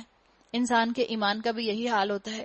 جس وقت ایمان دل میں آئے عمل کرنے کی طرف آگے دوڑ پڑیں. کسی نے کہا کہ جیسے گرم روٹی جو توے سے اترتی ہے وہ کھانے کا مزہ آتا ہے، فریزر سے روٹی نکال کر کھانے کا کبھی مزہ آتا ہے؟ کبھی نہیں آتا. تو اپنے ایمان کو ٹھنڈا نہ ہونے دیں ورنہ عمل میں پیچھے رہ جائیں گے. اللہ تعالیٰ مجھے اور آپ کو ایمان میں پختگی عطا فرمائے. اللہ ہمیں رمضان کے مہینے میں خوب دعائیں کرنے والا بنائے اور اللہ ہمارے اوپر بھی اپنا صبر انڈیل دے اور ہم اللہ کے فرما بردار بن جائیں. بارک اللہ لی ولکم فی القرآن الحکیم ونفعنی وایاکم بآیات و ذکر الحکیم. سبحانک. السلام علیکم. چلیے شروع کرتے ہیں. الحمد للہ رب العالمین والصلاة والسلام علی اشرف الانبیاء والمرسلین وعلی آلہ واصحابہ ومن سنتہ الی یوم الدین. اللہم اجعلنا منہم ومن الذین آمنوا وعملوا الصالحات وتواصوا بالحق وتواصوا بالصبر. آمین یا رب العالمین. ثم اما بعد فاعوذ باللہ من الشیطان الرجیم. بسم اللہ الرحمن الرحیم. رب اشرح لی صدری ویسر لی امری واحلل عقدۃ من لسانی یفقہوا قولی. اللہم ثبتنا عند الموت بلا الہ الا اللہ.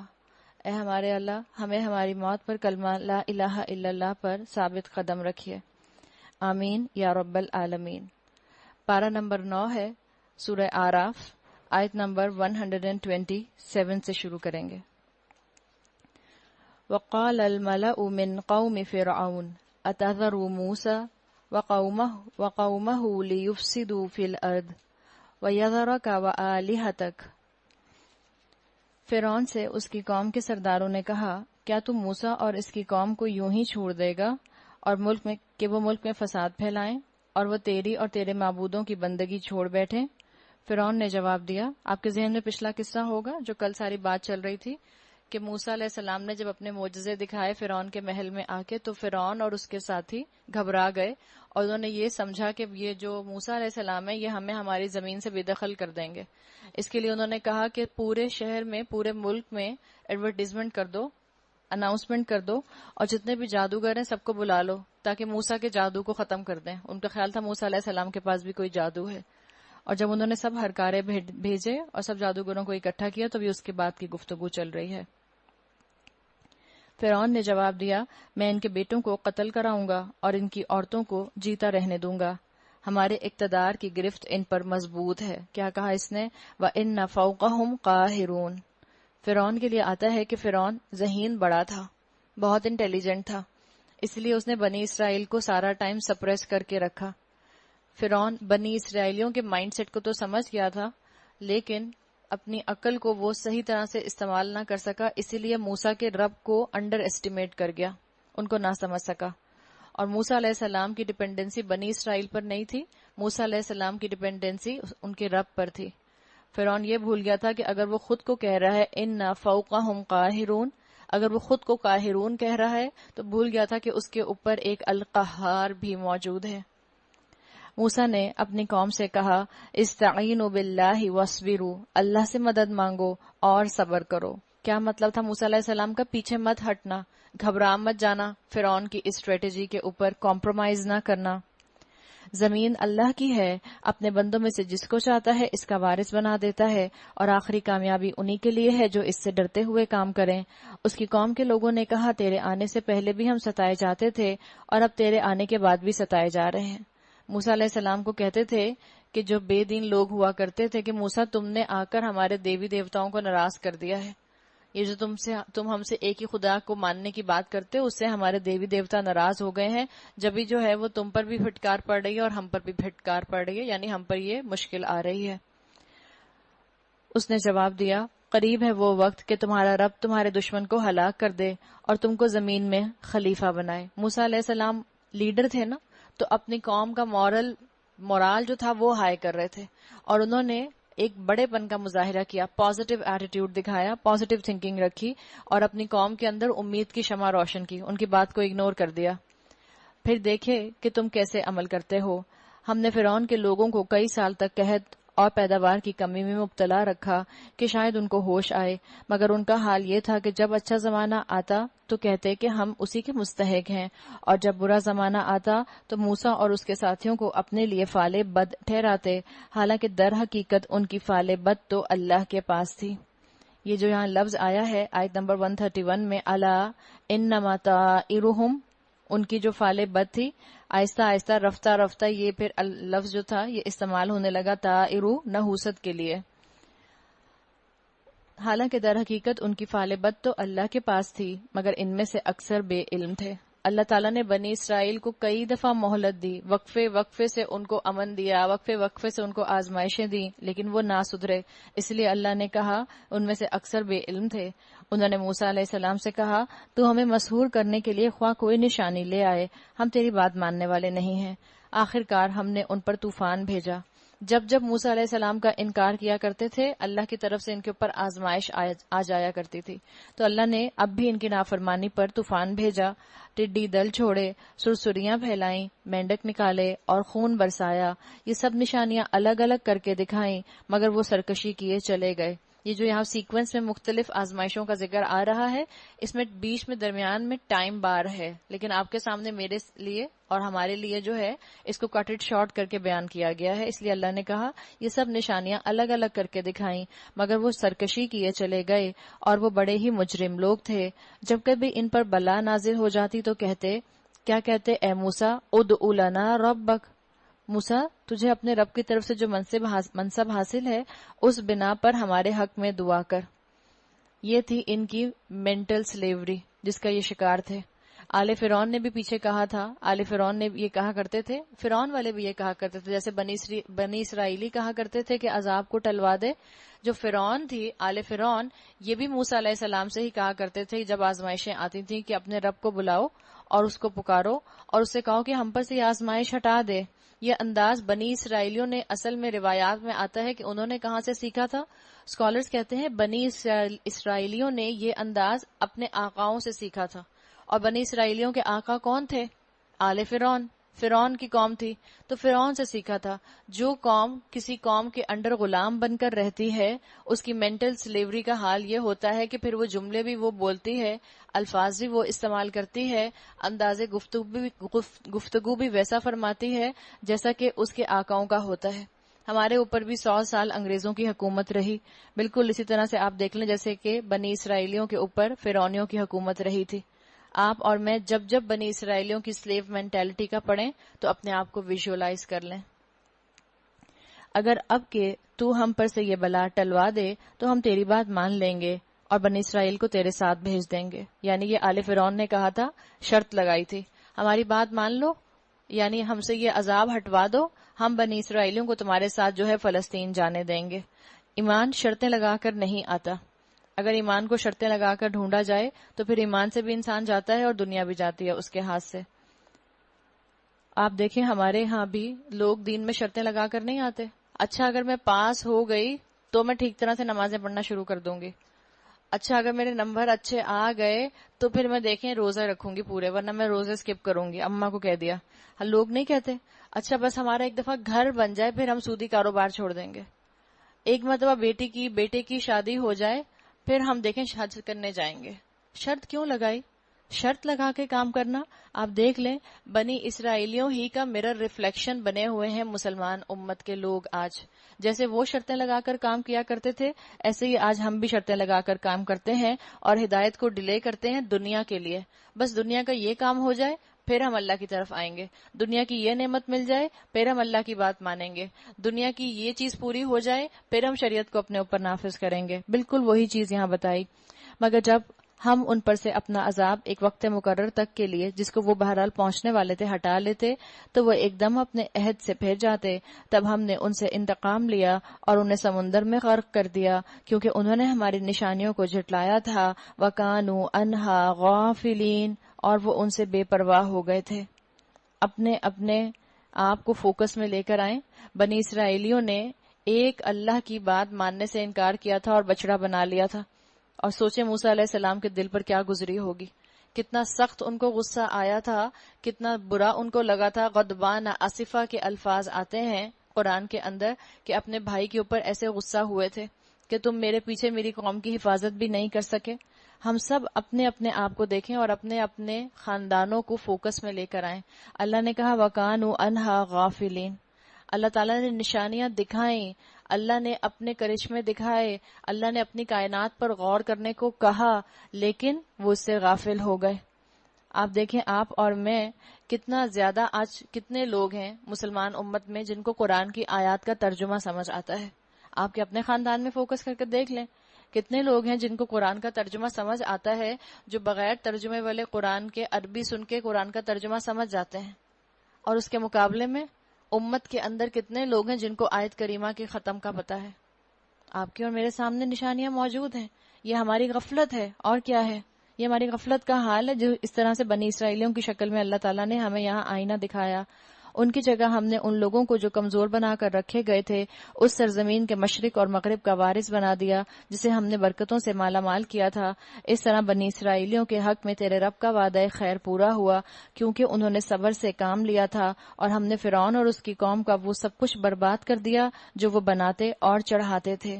صبر کا ذکر آ گیا کیونکہ انہوں نے صبر کیا تھا تو اللہ تعالیٰ نے ان کے ساتھ معاملہ یہ کیا۔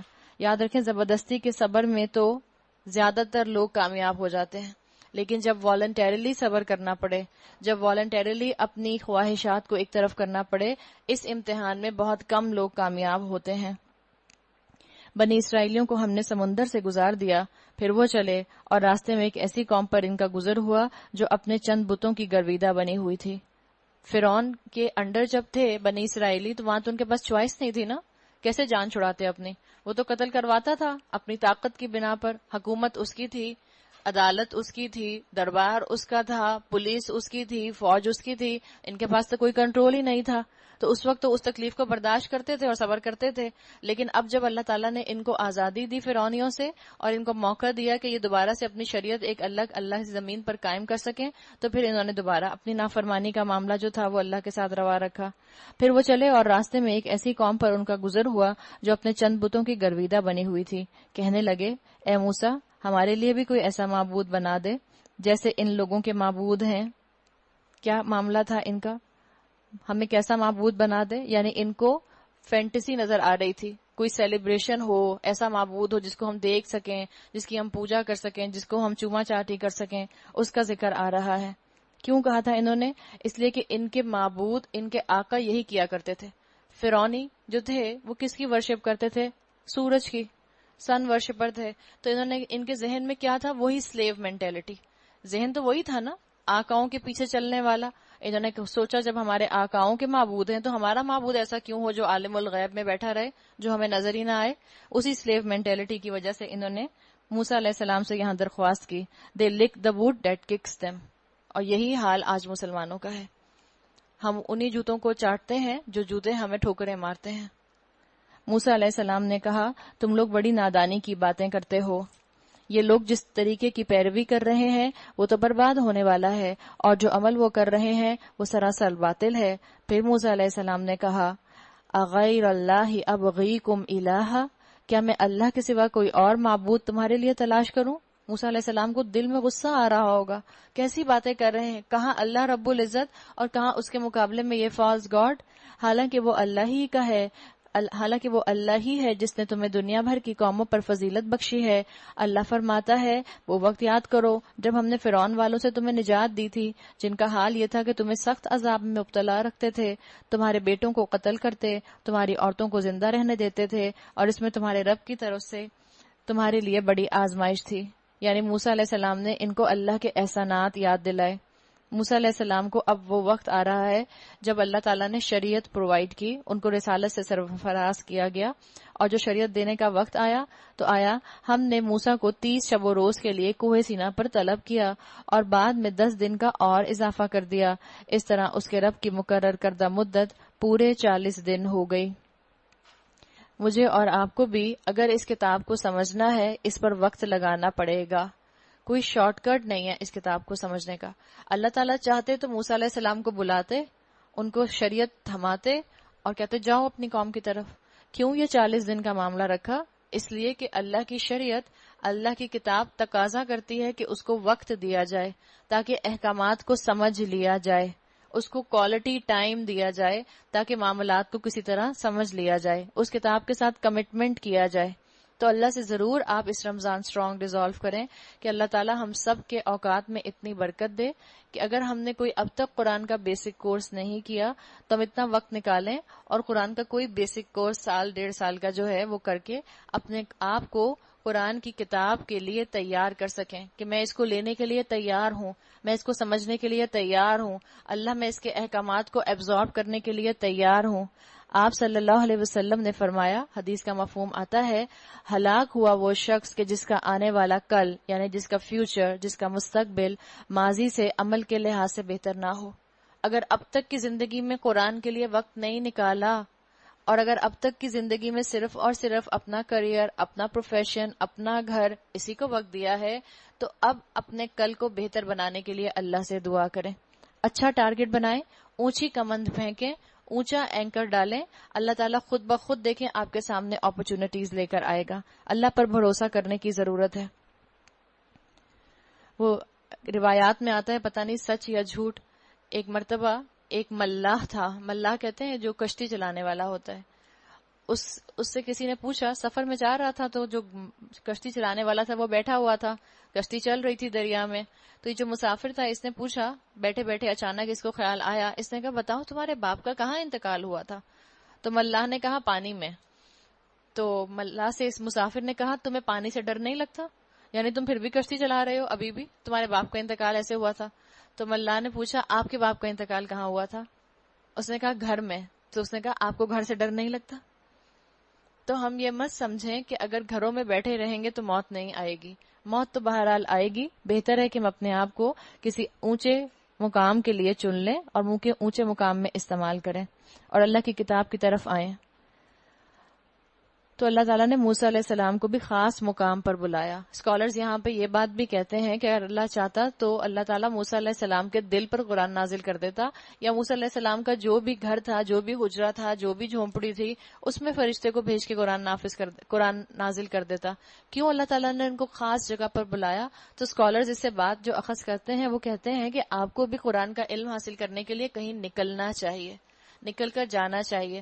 اکثر لوگوں سے آپ کہیں کہ دیکھیں آپ قرآن کا کورس جوائن کر لیں، تو لوگ کہتے ہیں ہمارے گھر میں ترجمے والا قرآن ہے، میں روز صبح پڑھتی ہوں فجر کے بعد، اور میں خود سمجھتی ہوں، پھر جو نیچے تفسیر لکھی ہوتی ہے نا میں وہ بھی پڑھتی ہوں. قرآن کا مزاج سننے والا ہے. جتنا سن کر دل پر اثر ہوتا ہے اتنا پڑھ کر دل پر اثر نہیں ہوتا. تو ایک اس میں سے سمجھ کی راہ جو ہے وہ یہ بھی نکالی جاتی ہے. موسیٰ علیہ السلام نے چلتے ہوئے اپنے بھائی ہارون سے کہا کہ میرے پیچھے تم میری قوم میں میری جان نشینی کرنا اور ٹھیک کام کرتے رہنا اور بگاڑ پیدا کرنے والوں کے معاملے پر نہ چلنا. یعنی موسیٰ علیہ السلام نے اپنی رسپانسبلٹی کو ڈاؤن ڈیلیگیٹ کر دیا. تو ڈاؤن ڈیلیگیٹ کرنا یہ بھی ہم انبیاء سے سیکھتے ہیں.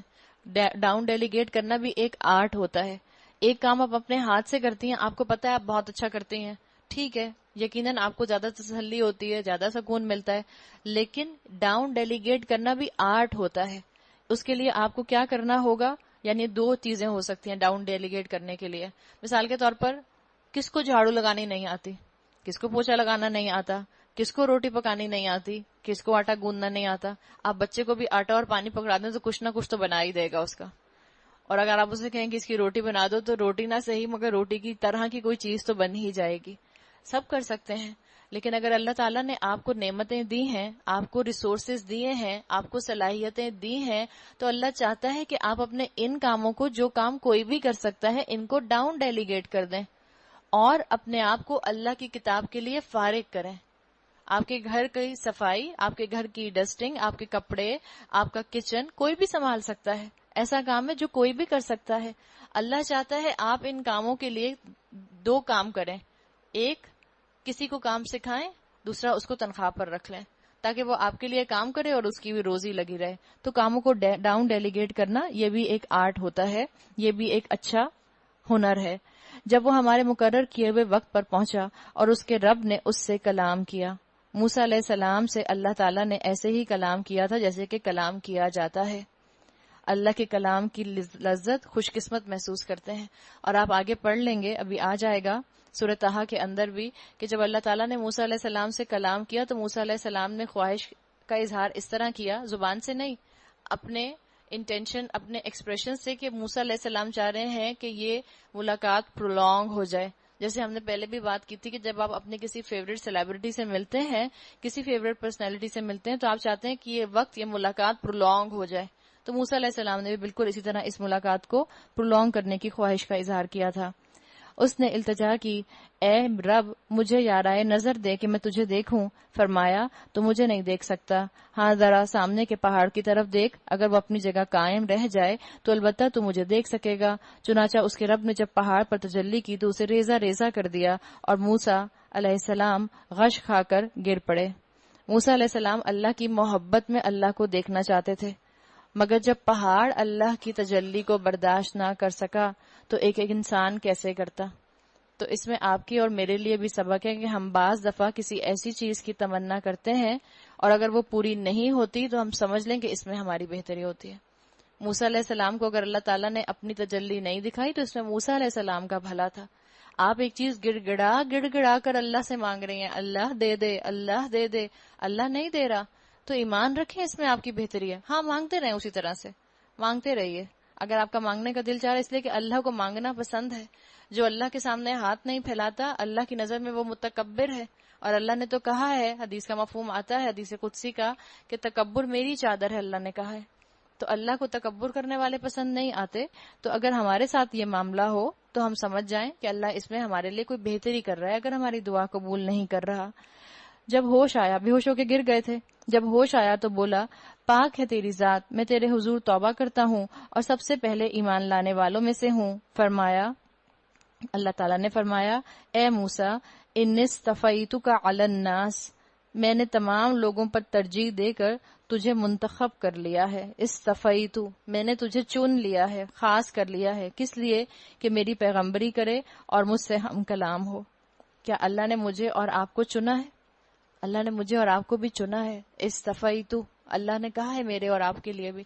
اللہ نے آپ کو اور مجھے کیسے چنا؟ نمبر 1، آپ کو اور مجھے مسلمان امت کا حصہ بنایا اور کہا وَجَعَلْنَاكُمْ أُمَّةً وَسَطًا، اللہ نے مجھے اور آپ کو امت وسط بنایا ہے۔ پھر اللہ نے مجھے اور آپ کو چنا ہے کہ اللہ نے مجھے اور آپ کو قرآن کے سامنے لا کر بٹھا دیا۔ ہم چاہتے تو رمضان سو کر گزار لیتے، ہم چاہتے تو رمضان جو ہے گھر میں بیٹھ کر تسبیح پڑھ کر گزار لیتے، ہم چاہتے تو کوئی اور نفلی عبادت کر لیتے، لیکن قرآن کا مہینہ اور جس میں قرآن پڑھا جائے اس کا اجر بہت زیادہ ہے، تو اللہ نے آپ کو سلیکٹ کیا ہے۔ اور اب آپ کا کام ہے کہ جب اللہ قرآن کے ذریعے آپ سے ہم کلام ہو تو آپ کہیں اللہم لبیک، اللہ میں حاضر ہوں، اور عمل پر جم جائیں۔ پس جو کچھ میں تجھے دوں اسے لے اور شکر بجا لا، یعنی بتا دیا گیا جو کچھ تجھے دوں اسے لے، قرآن کی پیورٹی کو، قرآن کے احکامات کو کمپرومائز نہ کرنا، ایز اٹ از لے لینا، اس کتاب کے احکامات کو ایسے ہی لے لینا۔ اس کے بعد ہم نے موسیٰ علیہ السلام کو ہر شعبہ زندگی کے متعلق نصیحت اور ہر پہلو کے متعلق واضح ہدایات تختیوں پر لکھ کر دے دیں، اور اس سے کہا فَخُذْهَا بِقُوَّةٍ، ان ہدایات کو مضبوط ہاتھوں سے سنبھال لو اور اپنی قوم کو حکم دو۔ کیا حکم دو؟ یا خذو بِأَحْسَنِهَا، اس کے بہتر مفہوم کی پیروی کریں۔ بہتر مفہوم کی یعنی جن پر اللہ کے احسانات زیادہ ہوتے ہیں ان سے توقع یہ ہوتی ہے کہ وہ اس قرآن کے سب سے خوبصورت پہلو پر عمل کریں گے، رخصتیں تلاش نہیں کریں گے، بہانے تلاش نہیں کریں گے، قناعت کریں گے دین دنیا کے معاملے میں، اور دین کے معاملے میں فاستبقوا الخیرات بنیں گے، آگے سے آگے دوڑنے والے بنیں گے۔ اللہ تعالیٰ نے کہا تھا فخذھا بقوہ، اس کو مضبوطی سے پکڑ لو، یعنی اس کے احکامات کو اپنی زندگی میں نافذ کرو۔ مضبوط دل، مضبوط ایمان انسان کو عمل پر جما دیتا ہے۔ جب مضبوط دل ہوتا ہے اس کا مطلب ہے روح صحت مند ہے، اور جب روح صحت مند ہوتی ہے تو وہ اللہ کے کلام کو ایکسپٹ کرنے کے لیے، اس کو قبول کرنے کے لیے، اس کو انٹرنلائز کرنے کے لیے موجود رہتی ہے۔ پھر جتنے بھی مشکل آئے انسان جو ہے اپنے آپ کو عمل سے پیچھے نہیں ہٹاتا۔ ان قریب میں تمہیں فاسقوں کے گھر دکھاؤں گا۔ اللہ تعالیٰ نے بتا دیا کہ وہ فاسق کون ہے۔ اب فخذھا بقوہ کے مقابلے میں فاسق کون ہوگا؟ جب امیڈیٹ ایسے آیات آتی ہیں تو اس کا مطلب ہوتا ہے کہ پچھلے قانون کی بات پر جس نے بات نہیں مانی، جس نے پچھلی آیات والا عمل نہیں کیا، یعنی جس نے مضبوطی سے قرآن کی آیات کو یا کتاب کی آیات کو نہیں پکڑا، وہ فاسق ہو گیا، نان بلیور ہو گیا، اس نے اپنی پسند کا دین نکال لیا۔ اللہ نے کہا ان قریب میں تمہیں فاسقوں کے گھر دکھاؤں گا، میں اپنی نشانیوں سے ان لوگوں کی نگاہیں پھیر دوں گا جو بغیر کسی حق کے زمین میں بڑے بنتے ہیں، وہ خواہ کوئی نشانی دیکھ لیں کبھی اس پر ایمان نہ لائیں گے، اگر سیدھا راستہ ان کے سامنے آئے تو اسے اختیار نہ کریں گے، اور اگر ٹیڑھا راستہ نظر آئے تو اس پر چل پڑیں گے، اس لیے کہ انہوں نے ہماری نشانیوں کو جھٹلایا اور ان سے بے پرواہی کرتے رہے۔ ہماری نشانیوں کو جس کسی نے جھٹلایا اور آخرت کی پیشی کا انکار کیا اس کے سارے اعمال ضائع ہو گئے۔ کیا لوگ اس کے سوا کچھ اور جزا پا سکتے ہیں؟ کیسی جزا؟ جیسا کریں ویسا بھریں۔ اللہ تعالیٰ نے بتا دیا کہ اللہ تعالیٰ کے پاس تو دونوں چیزوں کی بہتات ہے۔ اللہ تعالیٰ نے تو ہدایت بھی رکھی ہے اور علم بھی رکھا ہے، اور اس کو دنیا میں دے بھی دیا ہے۔ اب بندوں کا کام ہے کہ اپنے اپنے ظرف کے مطابق علم لے لیں اور اپنے اپنے ظرف کے مطابق اس کو عمل میں لے آئیں۔ اب یہاں سے بنی اسرائیلیوں کے جہاد کا سلسلہ شروع ہوگا۔ موسیٰ علیہ السلام کے پیچھے اس کی قوم کے لوگوں نے اپنے زیوروں سے ایک بچڑے کا پتلا بنایا جس میں سے بیل کی آواز نکلتی تھی۔ بچڑا یہاں پہ دیکھیں لکھا ہوا من حلیہم عجلا، عجلا اجلت سے ہے، دنیا سے محبت کرنا، دنیا کی کامیابی کو ہی اپنے لیے کامیابی سمجھنا، اجلا اجلت سے ہے۔ جلد بازی دنیا کی محبت کا سمبل بچڑا ہے، دولت پرستی میں انوالو ہو جانا۔ کیا انہیں نظر نہ آتا تھا کہ وہ نہ ان سے بولتا ہے نہ کسی معاملے میں ان کی رہنمائی کرتا ہے، مگر پھر بھی انہوں نے اسے معبود بنا لیا اور وہ سخت ظالم تھے۔ ہر امت کا فتنہ ہوتا ہے. بنی اسرائیلیوں کی امت کا فتنہ بنا یہ بچڑا، گولڈن کاف. ہماری امت کا فتنہ کیا ہے؟ آپ صلی اللہ علیہ وسلم نے کہا کہ میری امت کا فتنہ مال ہے. تو یہ جو مال ہے یہ بھی تو دیکھیں، عجلت، دنیا، جلد بازی، دولت پرستی، دولت میں انوالو ہو جانا، دولت جمع کرتے رہنا، یہی چیزیں تو تھیں ساری. اور جب دولت کمانے میں انسان لگ جاتا ہے تو انسان اپنے مورل ویلیوز کو بھول جاتا ہے. اور جب مورل ویلیوز کو بھول جاتا ہے تو آہستہ آہستہ آہستہ آہستہ رب سے دور ہونے لگ جاتا ہے. اگر اپنی مورل ویلیوز کو ہم یاد رکھیں تو ہمیں پتا ہو کہ جو میں نے کسی کے اوپر کسی بھی طرح سے تکبر بھری نگاہ ڈالی یا کسی کو گھٹیا سمجھا، اس انسان نے تو شاید نہیں دیکھا، اللہ نے فرشتوں کے ذریعے ریکارڈ کروا لیا، تو کیا اللہ اس کا بدلہ نہ دے گا؟ میں نے کہا نہیں، جب اللہ نے مجھے ایک دفعہ نہیں پکڑا تو اللہ تو مجھے شاید کبھی بھی نہیں پکڑے گا. نہیں، اللہ پکڑے گا. تو دنیا کے پیچھے نہ بھاگیں. دنیا کی دولت آپ کو رب سے غافل کر دے گی. دنیا کی دولت آپ کو مالک یوم الدین سے غافل کر دے گی. ہم پہلے بھی بات کر چکے کہ اللہ کو ترقی، پروگرس، مال، ویلتھ ناپسند نہیں ہے، لیکن اگر یہ سب چیزیں رب کی نافرمانی کے ساتھ ہیں تو پھر انسان کے لیے سوچنے کا مقام ہے. کیا انہیں نظر نہ آتا تھا کہ وہ نہ ان سے بولتا ہے، نہ کسی معاملے میں ان کی رہنمائی کرتا ہے، مگر پھر بھی انہیں اسے معبود بنا لیا اور سخت ظالم تھے. پھر جب ان کی فریب خوردگی کا طلسم ٹوٹ گیا اور انہوں نے دیکھ لیا کہ در حقیقت وہ گمراہ ہو گئے ہیں تو کہنے لگے، اے ہمارے رب، کیا کر ہم پر رحم، اگر تو نے ہم پر رحم نہ فرمایا اور ہم سے درگزر نہ کیا تو ہم برباد ہو جائیں گے. پھر اللہ سے انہوں نے موسیٰ علیہ السلام سے کہا کہ ہماری معافی منگوا دیں. ادھر سے موسیٰ علیہ السلام غصے اور رنج میں بھرے ہوئے اپنی قوم کی طرف پلٹے. موسیٰ علیہ السلام جو ہیں اپنے پیچھے کس کو اپنا جانشین بنا کے گئے تھے؟ اپنے بھائی ہارون کو. یہ جو ان کے بھائی ہارون آتے ہیں، روایات میں آتا ہے کہ موسیٰ علیہ السلام عمر میں ہارون علیہ السلام سے 3 سال چھوٹے تھے.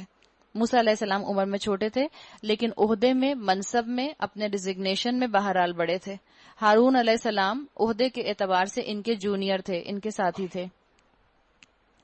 آتے ہی اس نے کہا، بہت بری جانشینی کی تم لوگوں نے میرے بعد. کیا تم سے اتنا صبر نہ ہوا کہ میرے رب کے حکم کا انتظار کر لیتے اور تختیاں پھینک دی. پھینک دی کا مطلب ایک طرف رکھ دیں، اس لیے کہ ذہن کسی اور طرف چلا گیا تھا، پریشان ہو گئے تھے. اور اپنے بھائی ہارون کے سر کے بال پکڑ کر اسے کھینچا. کس چھوٹے بھائی کو کہ بڑے بھائی کو؟ بڑے بھائی کو. اور اب بڑا بھائی کیا کرتا؟ ایک نکالتا بندوق اور شوٹ. آج کل پاکستان کے حالات کے مطابق، پاکستان امت کے یوتھ کے مطابق، ایسی جوش والی یوتھ کہ آپ مجھے کچھ کہہ کے جائیں گے کہاں پہ، بندوق نکالی اور گولی مار کے ختم. نہیں، بڑے بھائی ہیں لیکن اس کے باوجود بزرگی تھی ان کے اندر، ہارون علیہ السلام کے اندر. انہوں نے احساس کر لیا تھا کہ یہ موسیٰ علیہ السلام جو ہیں اس وقت بہت زیادہ غصے میں ہیں، بہت زیادہ ان کے جذبات اس وقت جو ہیں وہ ہائپ پر ہیں، یہ نارملی ایسا نہیں کرتے. پہچان گئے تھے. آج اگر ہمارے خاندانوں میں ایسے بزرگ آ جائیں جو سمجھ جائیں کہ اگر چھوٹا روٹین کے طور پر بدتمیزی نہیں کر رہا، کسی وجہ سے کر رہا ہے، تو اس کا مطلب ہے کہ کوئی ریزن ہوگی، اور اس وقت میں وہ اس چھوٹے کے غصے کے اوپر غصہ نہ کریں، تو آپ بتائیں ہمارے خاندانوں میں کوئی ان ریزالوڈ ایشوز رہ جائیں؟ کوئی بھی نہیں رہیں گے. ہمارے سارے ایشوز ریزالوڈ ہو جائیں. ایشوز بڑھتے کب ہیں؟ جب جھگڑا بڑھتا کب ہے؟ جب ایک غصہ کرتا ہے اور اس کے غصے کے اوپر دوسرا بھی غصہ کرتا ہے. اور آپ کبھی غصے میں لوگوں کو بولتے ہوئے دیکھیں، کسی جانور سے کم نہیں لگ رہے ہوتے، چاہے ظالم ہو چاہے مظلوم ہو. غصے میں بولے گا ایک ہی جیسا لگے گا، اور سامنے سے تھرڈ پرسن کو سننے والے کو تو یہ پتہ بھی نہیں چلے گا کہ ان میں سے کون ظالم ہے کون مظلوم ہے. تو بزرگی کا مظاہرہ. اسکالرز کہتے ہیں کہ اگر خاندانوں کے اندر ہارون علیہ السلام جیسی بزرگی کے افراد ہونے لگ جائیں، کسی خاندان میں ایک بزرگ بھی ایسا ہو جائے تو وہ اس خاندان کے اندر بہت بڑا رول پلے کر سکتا ہے. آج ہمارے مسلمان بوڑھے تو ہو جاتے ہیں، بڑھاپا تو آ جاتا ہے، بزرگی نہیں آتی. اور یاد رکھیں بزرگی کا تعلق ایج فیکٹر سے نہیں ہے کہ اگر آپ 70 کراس کریں گے تو اس کے بعد ہی آپ بزرگ بن سکتے ہیں. بزرگی 20 سال کی عمر میں بھی ہو سکتی ہے. بزرگی از ایکچولی میچورٹی، حلم، معاملات کو آپ سمجھ جائیں، معاملہ فہمی، کس سچویشن میں مجھے کیسے ریاکٹ کرنا ہے، کس معاملے میں کیسے رسپونڈ کرنا ہے، یہ ہے بزرگی. تو اپنے چھوٹوں کی ذہنیت کو سمجھ کر عمل کرنا اور سمجھ جانا کہ یہ اس وقت غصے میں ہیں، اس سے بہت سے معاملات جو ہیں وہ ڈیفیوز ہو سکتے ہیں. ہارون علیہ السلام نے کہا، اے میری ماں کے بیٹے، کتنے پیار سے ان کو بلایا، اے میری امی کے بیٹے. آپ کہیں اچھا میری امی کی بیٹی، آپ کی بہن آپ سے لڑ رہی ہے اور آپ سے کہہ رہی ہے تم ہر روز مجھے ڈانٹتی رہتی ہو. وہ کہہ رہی ہے نہیں میں تو تمہیں سمجھاتی رہتی ہوں. نہیں مجھے مت سمجھایا کرو, امی سمجھانے کے لیے کافی ہے نا, مجھے 2 امیاں نہیں چاہیے. اور اس کے بعد ایک بہن کہ اے میری ماں کی بیٹی, تو سامنے والی کو یا تو ہنسی آ جائے گی یا اس کا غصہ ٹھنڈا ہو جائے گا. تو انہوں نے بھی ان کا غصہ ٹھنڈا کیا, لائٹ موڈ میں بات کرنے کی کوشش کی. ہارون علیہ السلام نے کہا اے میری ماں کے بیٹے, ان لوگوں نے مجھے دبا لیا اور قریب تھا کہ مجھے مار ڈالتے, بس تو دشمنوں کو مجھ پر ہنسنے کا موقع نہ دے اور اس ظالم گروہ کے ساتھ مجھے شامل نہ کر. یعنی انہوں نے کہا کہ یہ میرے اوپر حالات ایک آزمائش کے طور پر آئے, میں نے ان کو منع کرنے کی کوشش کی, یہ نہیں منع ہوئے, تو اب مجھ پر تم بلیم گیم نہ کرو.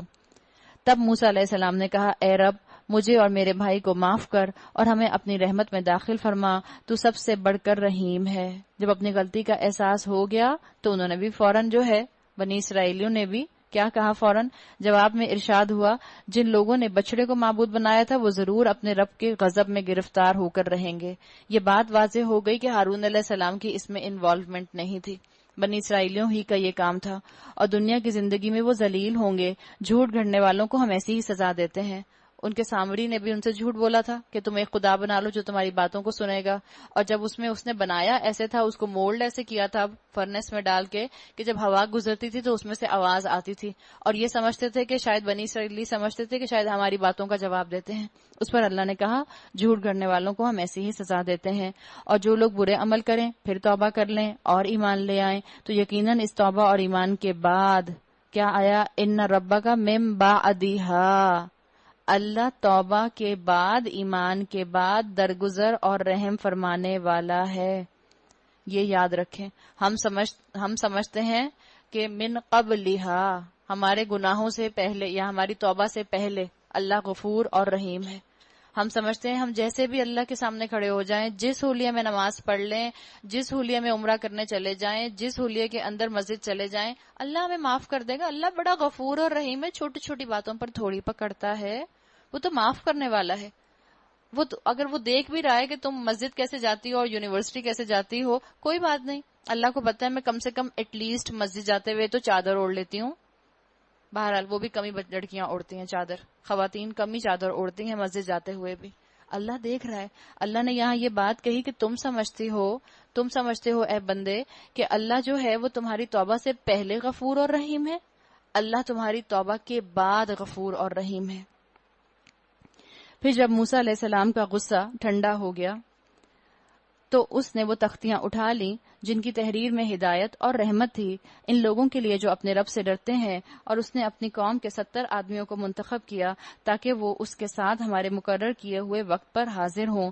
جب ان لوگوں کو ایک سخت زلزلے نے آ پکڑا تو موسیٰ علیہ السلام نے عرض کیا اے میرے سرکار, آپ چاہتے تو پہلے ہی ان کو اور مجھے ہلاک کر دیتے. کیا آپ اس قصور میں جو ہم میں سے چند نادانوں نے کیا تھا ہم سب کو ہلاک کر دیں گے؟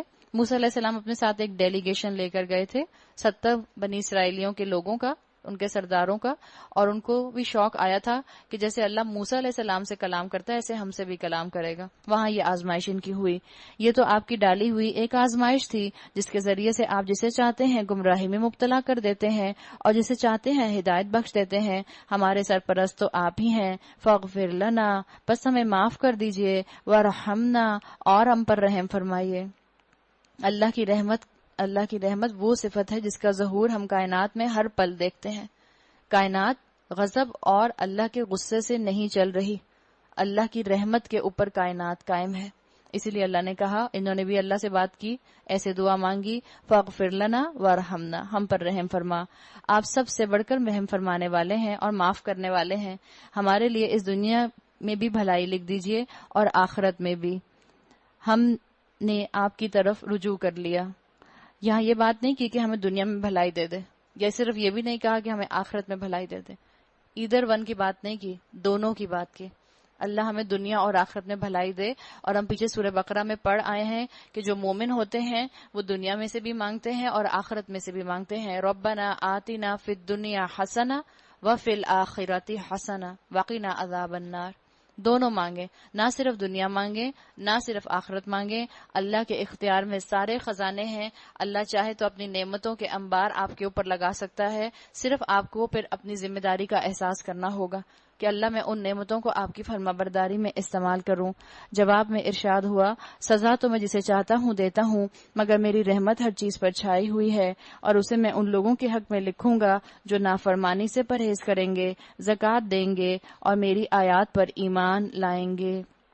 جب آیات پر ایمان لانے کی بات آئے، آپ اپنے ذہن میں ایمان کے دونوں اینگل لے آئیے کہ زبان سے بھی اقرار کرنا ہے اور دل سے تصدیق کرنی ہے، اور دل سے تصدیق کرنے کا انڈیکیٹر عمل کے اندر اس کی گواہی ہے۔ بس آج یہ رحمت ان لوگوں کا حصہ ہے جو اس پیغمبر نبی امی صلی اللہ علیہ وسلم کی پیروی اختیار کریں، جس کا ذکر انہیں اپنے ہاں تورات اور انجیل میں لکھا ہوا ملتا ہے۔ بتا دیا گیا کہ بنی اسرائیلیوں کے ایمان مکمل ہونے کی شرط یہ تھی کہ وہ محمد رسول اللہ صلی اللہ علیہ وسلم پر ایمان لے کر آئیں۔ تورات میں آپ صلی اللہ علیہ وسلم کی واضح نشانیاں موجود تھیں، یہاں تک کہ آپ کی مہر نبوت تک کا ذکر تھا، آپ کا نام بھی موجود تھا، اور انہیں وہ نیکی کا حکم دیتا ہے، بدی سے روکتا ہے، ان کے لیے پاک چیزیں حلال اور ناپاک چیزیں حرام کرتا ہے، اور ان پر سے وہ بوجھ اتارتا ہے جو ان پر لدے ہوئے تھے، وہ بندشیں کھولتا ہے۔ بندشیں کھولتا ہے کیا؟ وہ ہم نے پہلے بھی بات کی تھی کہ بنی اسرائیلیوں کی شریعت ان کے سوال پوچھنے کی وجہ سے بہت سخت ہو گئی تھی۔ اللہ تعالیٰ کے رسول صلی اللہ علیہ وسلم جس شریعت کو لے کر آئے اس میں زیادہ تر چیزیں حلال تھیں، کم چیزیں حرام تھیں۔ آپ دیکھیں، آپ عید الاضحیٰ کے اوپر جانور لے کر آتے ہیں، آپ جانور کو اپنے بیک یارڈ میں باندھتی ہیں، اور مثال کے طور پر آپ نے اس کو ایک کرسی سے باندھ دیا یا کسی پلر سے باندھ دیا، آپ نے ایک پلر سے اس کو باندھ دیا۔ اب آپ نے اس کی رسی اتنی لمبی کر دی کہ وہ آرام سے جو ہے اپنی بکیٹ تک جا کر پانی پی لے اور چارہ کھا لے۔ اب اس نے کیا کیا کہ پلر کے سراؤنڈڈ گھوم گھوم کے اپنی رسی چھوٹی کر لی، تو کیا ہوگا؟ الٹیمیٹلی ایک سٹیج آئے گا، اس کی گردن پھنس جائے گی۔ بنی اسرائیلیوں نے بالکل اسی طرح اپنے ساتھ معاملہ کیا تھا، اور آج میں اور آپ بھی اپنے ساتھ بالکل ایسا ہی معاملہ کریں گے اگر شریعت میں سوال پوچھ پوچھ کے جو ہے اپنے گلے کی رسی کو تنگ کر لیں گے اور اسے گلے کا توق بنا لیں گے۔ اس کی طرف اشارہ کیا گیا کہ اللہ کے رسول تو بندشیں کھولتے ہیں جن میں وہ جکڑے ہوئے تھے، تو اللہ خوش قسمت ہیں وہ لوگ جو آج سنتوں کو زندہ کریں۔ ہم سمجھتے ہیں ہم سنتوں پر عمل کریں گے تو ہماری گردنوں میں توق آ جائے گا، زندگیاں مشکل ہو جائیں گی، لائف پیٹرن ٹف ہو جائیں گے، شاید ٹریڈ اور فائنانس بند ہو جائے گا۔ نہیں، سنتوں کو لے کر آئیں گے تو برکتیں آئیں گی۔ یہ خود بخود مجھے اور آپ کو نظر آئے گا۔ ہم نے تو اپنے ارد گرد اپنے اوپر اسر اور اغلال رسموں کے ڈالے ہوئے ہیں، رسمیں بھی وہ جو غیر اسلامی ہیں۔ لہٰذا جو لوگ اس پر ایمان لائیں اور اس کی حمایت کریں اور اس کی حمایت اور نصرت کریں اور اس کی روشنی کی پیروی اختیار کریں جو اس کے ساتھ نازل کی گئی ہے، تو وہ لوگ فلاح پانے والے ہیں۔ یہاں الفاظ کیا آئے ہیں آیت کے اندر؟ وَأَزَّرُوهُ وَنَصَرُوهُ وَاتَّبَعُوا النُّورَ الَّذِي أُنزِلَ مَعَهُ۔ اللہ تعالیٰ نے کہا کہ جب وہ اس کی نصرت کریں اور اس کی مدد کریں تو کیسے مدد کریں گے؟ اس کی مدد ایسے کرنا کہ جو وہ کہہ رہا ہے اس کے پیچھے پیچھے چلنا۔ اے نبی صلی اللہ علیہ وسلم، کہو کہ اے انسانوں، میں تم سب کی طرف اس خدا کا پیغمبر ہوں جو زمین اور آسمانوں کی بادشاہی کا مالک ہے، اس کے سوا کوئی خدا نہیں ہے، وہی زندگی بخشتا ہے، وہی موت دیتا ہے، پس ایمان لاؤ اللہ پر اور اس کے بھیجے ہوئے نبی امی پر جو اللہ اور اس کے ارشادات کو مانتا ہے اور پیروی اختیار کرتا ہے، امید ہے کہ وہ راہ راست پا لے گا۔ موسیٰ علیہ السلام کی قوم میں ایک گروہ ایسا بھی تھا جو حق کے مطابق ہدایت کرتا اور حقیق کے مطابق انصاف کرتا تھا، اور ہم نے اس قوم کو 12 گھرانوں میں تقسیم کر کے انہیں مستقل گروہوں کی شکل دے دی تھی۔ یعقوب علیہ السلام کے 12 بیٹے اور ان کو بنی اسرائیلیوں کے 12 قبیلے بنا دیا گیا تھا۔ اور جب موسیٰ سے اس کی قوم نے پانی مانگا تو ہم نے اس کو اشارہ کیا کہ فلاں چٹان پر اپنی لاٹھی مارو، چنانچہ اس چٹان سے یکایک 12 چشمے پھوٹ نکلے، اور ہر گروہ نے اپنے پانی پینے کی جگہ متعین کر لی۔ اس میں آپ کی اور میرے لیے بھی سبق ہے کہ آرگنائزیشن اگر آپ اچھی چلانا چاہتے ہیں کسی بھی جگہ کی، چاہے کوئی ادارہ ہے، چاہے کوئی انسٹیٹیوشن ہے، چاہے کوئی کمپنی ہے، چاہے کوئی اسکول ہے، چاہے کوئی یونیورسٹی ہے، چاہے کوئی ہاسپٹل ہے، چاہے گھر ہے، تو وہاں جو لوگ ہیں ان کو ان کے ڈیوز دے دیں تاکہ لوگ جو ہیں پھر جھگڑا نہ کریں۔ جب بہت زیادہ چیزوں کو شیئر کرنا پڑتا ہے تب بھی گھروں کے اندر جھگڑے ہوتے ہیں۔ ہم کیونکہ زیادہ تر یہاں پر ہاؤس وائفز بیٹھی ہیں، اور اگر آپ میں سے زیادہ تر وہ مائیں ہیں جو بیٹوں کی مائیں ہیں، تو عقل مندی کا تقاضا یہ ہوتا ہے کہ اگر اللہ تعالیٰ نے آپ کو وسعت دی ہے تو بیٹے کو الگ کر دیں، اس لیے کہ ہر عورت جو آتی ہے، اگر آپ خود ماں ہیں آپ کو بھی خواہش ہوگی کہ ایک آپ کی ٹیریٹری ہو، اسی طرح سے ایک عورت، ایک بچی جو آ رہی ہے، اس کی بھی خواہش ہوگی کہ اس کی ایک ٹیریٹری ہو، اور بہرحال پرائیویسی اس کو ملنی چاہیے. تو عقل مندی ہے، اگر آپ کے 3 4 2 بیٹے ہیں تو آپ ان کو الگ الگ کر دیں، رہیں ساتھ میں لیکن کچھ اس طرح کر دیں. اگر اللہ نے آپ کو اتنی وسعت دی ہے کہ آپ ان کے پورشنز بنا دیں تاکہ بہت زیادہ چیزیں شیئر نہ کرنی پڑیں. جہاں بہت زیادہ چیزیں شیئر کرنی پڑتی ہیں وہاں زیادہ تر گمان اور امکان یہ ہوتا ہے کہ انسان آپس میں جھگڑا کریں گے. ہاں وہ الگ بات ہے کہ انسان افورڈ نہیں کر سکتا. اگر افورڈ نہیں کر سکتا تو پھر گھر کے اندر نظام اچھا بننا چاہیے تاکہ کوئی کسی کے اوپر زیادتی نہ کرے.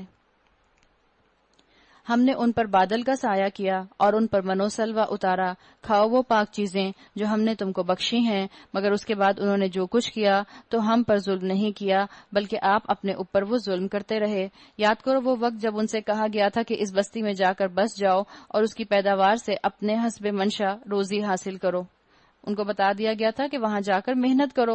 اور زیادہ ہم نے سورہ بقرہ میں پڑھا تھا کہ ان سے کہا تھا کہ حتتن حتتن کہتے ہوئے داخل ہونا، اسی کی طرف اشارہ ہے. اور حتتن حتتن کہتے جاؤ اور شہر کے دروازے میں سجدہ ریز ہوتے ہوئے داخل ہو، ہم تمہاری خطائیں معاف کر دیں گے. کمانے کی طرف حسب منشا روزی کمانے کی طرف اشارہ کیا گیا. اس کا مطلب یہی ہے کہ کمانا تقوی کے خلاف نہیں ہے. اللہ تعالیٰ کے رسول صلی اللہ علیہ وسلم نے فرمایا، حلال کمانے والا اللہ کے رسول کا دوست ہوتا ہے. الکاسب حبیب اللہ. تو حلال کمائی کرنے والا اصل میں عبادت کر رہا ہوتا ہے. ان کو بھی اس عبادت کی طرف ترغیب دی گئی تھی اور ان سے کہا گیا تھا کہ نیک رویہ رکھنے والوں کو ہم مزید فضل سے نوازیں گے. مگر جو لوگ ان میں سے ظالم تھے انہوں نے اس بات کو جو ان سے کہی گئی تھی بدل ڈالا، اور نتیجہ یہ ہوا کہ ہم نے ان کے ظلم کی پاداش میں ان پر آسمان سے عذاب بھیج دیا. اور ذرا ان سے اس بستی کا حال بھی پوچھو جو سمندر کے کنارے واقع تھی. انہیں یاد دلاؤ وہ واقعہ کہ وہاں کے لوگ سبت ہفتے کے دن احکام الہی کی خلاف ورزی کرتے تھے. سبت کا ذکر آ رہا ہے یہاں پر، اور سبت بنی اسرائیلیوں ہی کا ذکر آ رہا ہے. جیسے اللہ تعالیٰ نے مسلمانوں کا جو ہولی ڈے رکھا ہے، جو تمام دنوں کا سردار رکھا ہے، وہ جمعہ رکھا ہے، جمعۃ المبارک آپ کہتے ہیں. اسی طرح جیسے آپ دیکھتے ہیں کرسچنز کے اندر ان کی عبادت کا دن سنڈے ہوتا ہے. بنی اسرائیلیوں کی عبادت کا دن جو تھا وہ ہفتہ ڈکلیئر تھا. اس کی طرف اشارہ ہے کہ وہ واقعہ یاد دلاؤ وہاں کے لوگ سبت کے دن احکام الہی کی خلاف ورزی کرتے تھے، اور یہ کہ مچھلیاں سبت ہی کے دن ابھر ابھر کر سطح پر ان کے سامنے آتی تھیں اور سبت کے سوا باقی دنوں میں نہیں آتی تھیں. یہ اس لیے ہوتا تھا کہ ہم نے ان کی نافرمانیوں کی وجہ سے ان کو آزمائش میں ڈال رکھا تھا. اب یہ جو آیت آ رہی ہے یہاں پہ، آیت نمبر 164 سورۃ الاعراف کی، اس کے اندر آپ یوں سمجھیں کہ پہلے تو 2 گروہوں کا ذکر کیا گیا. آپ نے یہ سبت کا معاملہ پڑھا ہوگا اس سے پہلے بھی. یہ جو سبت کا معاملہ تھا، ایک علاقہ جو تھا بنی اسرائیلیوں کا، وہاں پر 2 گروہ بن گئے تھے. ایک وہ جو کھلم کھلا اللہ کی بات کا انکار کرتے تھے، اور اللہ تعالیٰ نے ان کو منع کیا تھا کہ انہوں نے اپنی عبادت والے دن اپنے ہولی ڈے پر کوئی چیز نہیں کرنی. وہ بھی کیوں؟ اس لیے کہ انہوں نے سوال پوچھ کر اپنے دن کو سختی کر لی تھی. روایات میں یہاں تک آتا ہے کہ اپنے رسول سے پوچھا کرتے تھے، موسیٰ علیہ السلام سے، کہ کیا ہفتے کے دن ہم کسی کی خیریت معلوم کر سکتے ہیں؟ کسی بیمار کو جا کر اس سے طبیعت کا حال اس کی پوچھ سکتے ہیں؟ کیوں؟ اس لیے کہ پوچھا تو یہ بھی تو ہم نے ایک کام کیا اور ہمیں تو کام کرنے کی اجازت نہیں ہے. تو ان کی شریعت کے اندر اتنی سختی ہو گئی تھی کہ ان کو بالکل منع کر دیا گیا تھا کہ یہ ہفتے کے دن کوئی کاروبار، کوئی نوکری، کوئی شکار نہیں کریں گے. ان کو منع کر دیا گیا تھا. ہماری شریعت میں کیا ہے؟ ہمیں تو کہا گیا ہے کہ اللہ کا فضل تلاش کرو، نماز پڑھو اور اس کے بعد اللہ کا فضل تلاش کرنے نکل جاؤ. ان کی شریعت میں بالکل منع تھا. اللہ تعالیٰ نے ان کو اسی ذریعے سے آزمایا. اب جس علاقے کی یہ بات تھی، اس علاقے میں مچھلیاں جو تھیں، وہاں پر کوئی دریا تھا، کوئی سمندر تھا، وہاں مچھلیاں جو تھیں وہ ہفتے کے دن ہی اچھل اچھل کر آتی تھیں. جیسے ایک جگہ پر بہت زیادہ مچھلیاں ہوں اور وہ جگہ، وہ تالاب، وہ پونڈ چھوٹا ہو، تو آپ دیکھتے ہیں کہ مچھلیاں جمپ کر کے باہر آتی ہیں، پھر اندر جاتی ہیں، پھر جمپ کر کے اندر آتی ہیں، پھر باہر جاتی ہیں.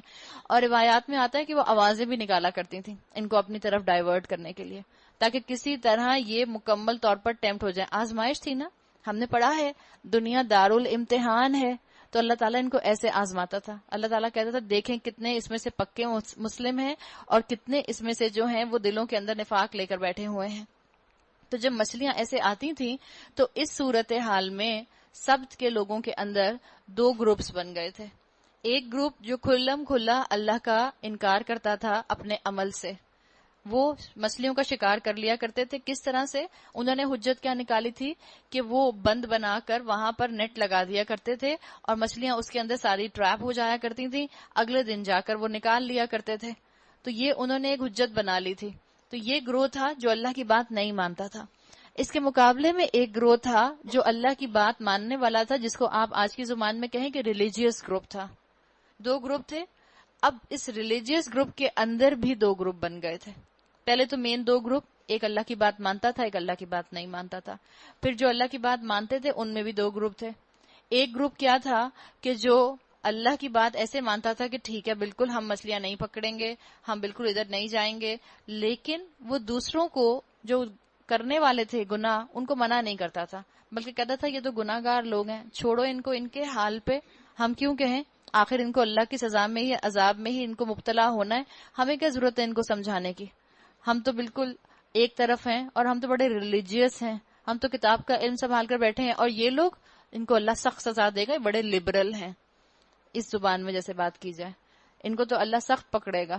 تو یہ جو گروہ تھا یہ خود تو ان مچھلیاں نہیں پکڑتا تھا, بظاہر ریلیجیس تھا لیکن روکتا نہیں تھا پہلے گروہ کو.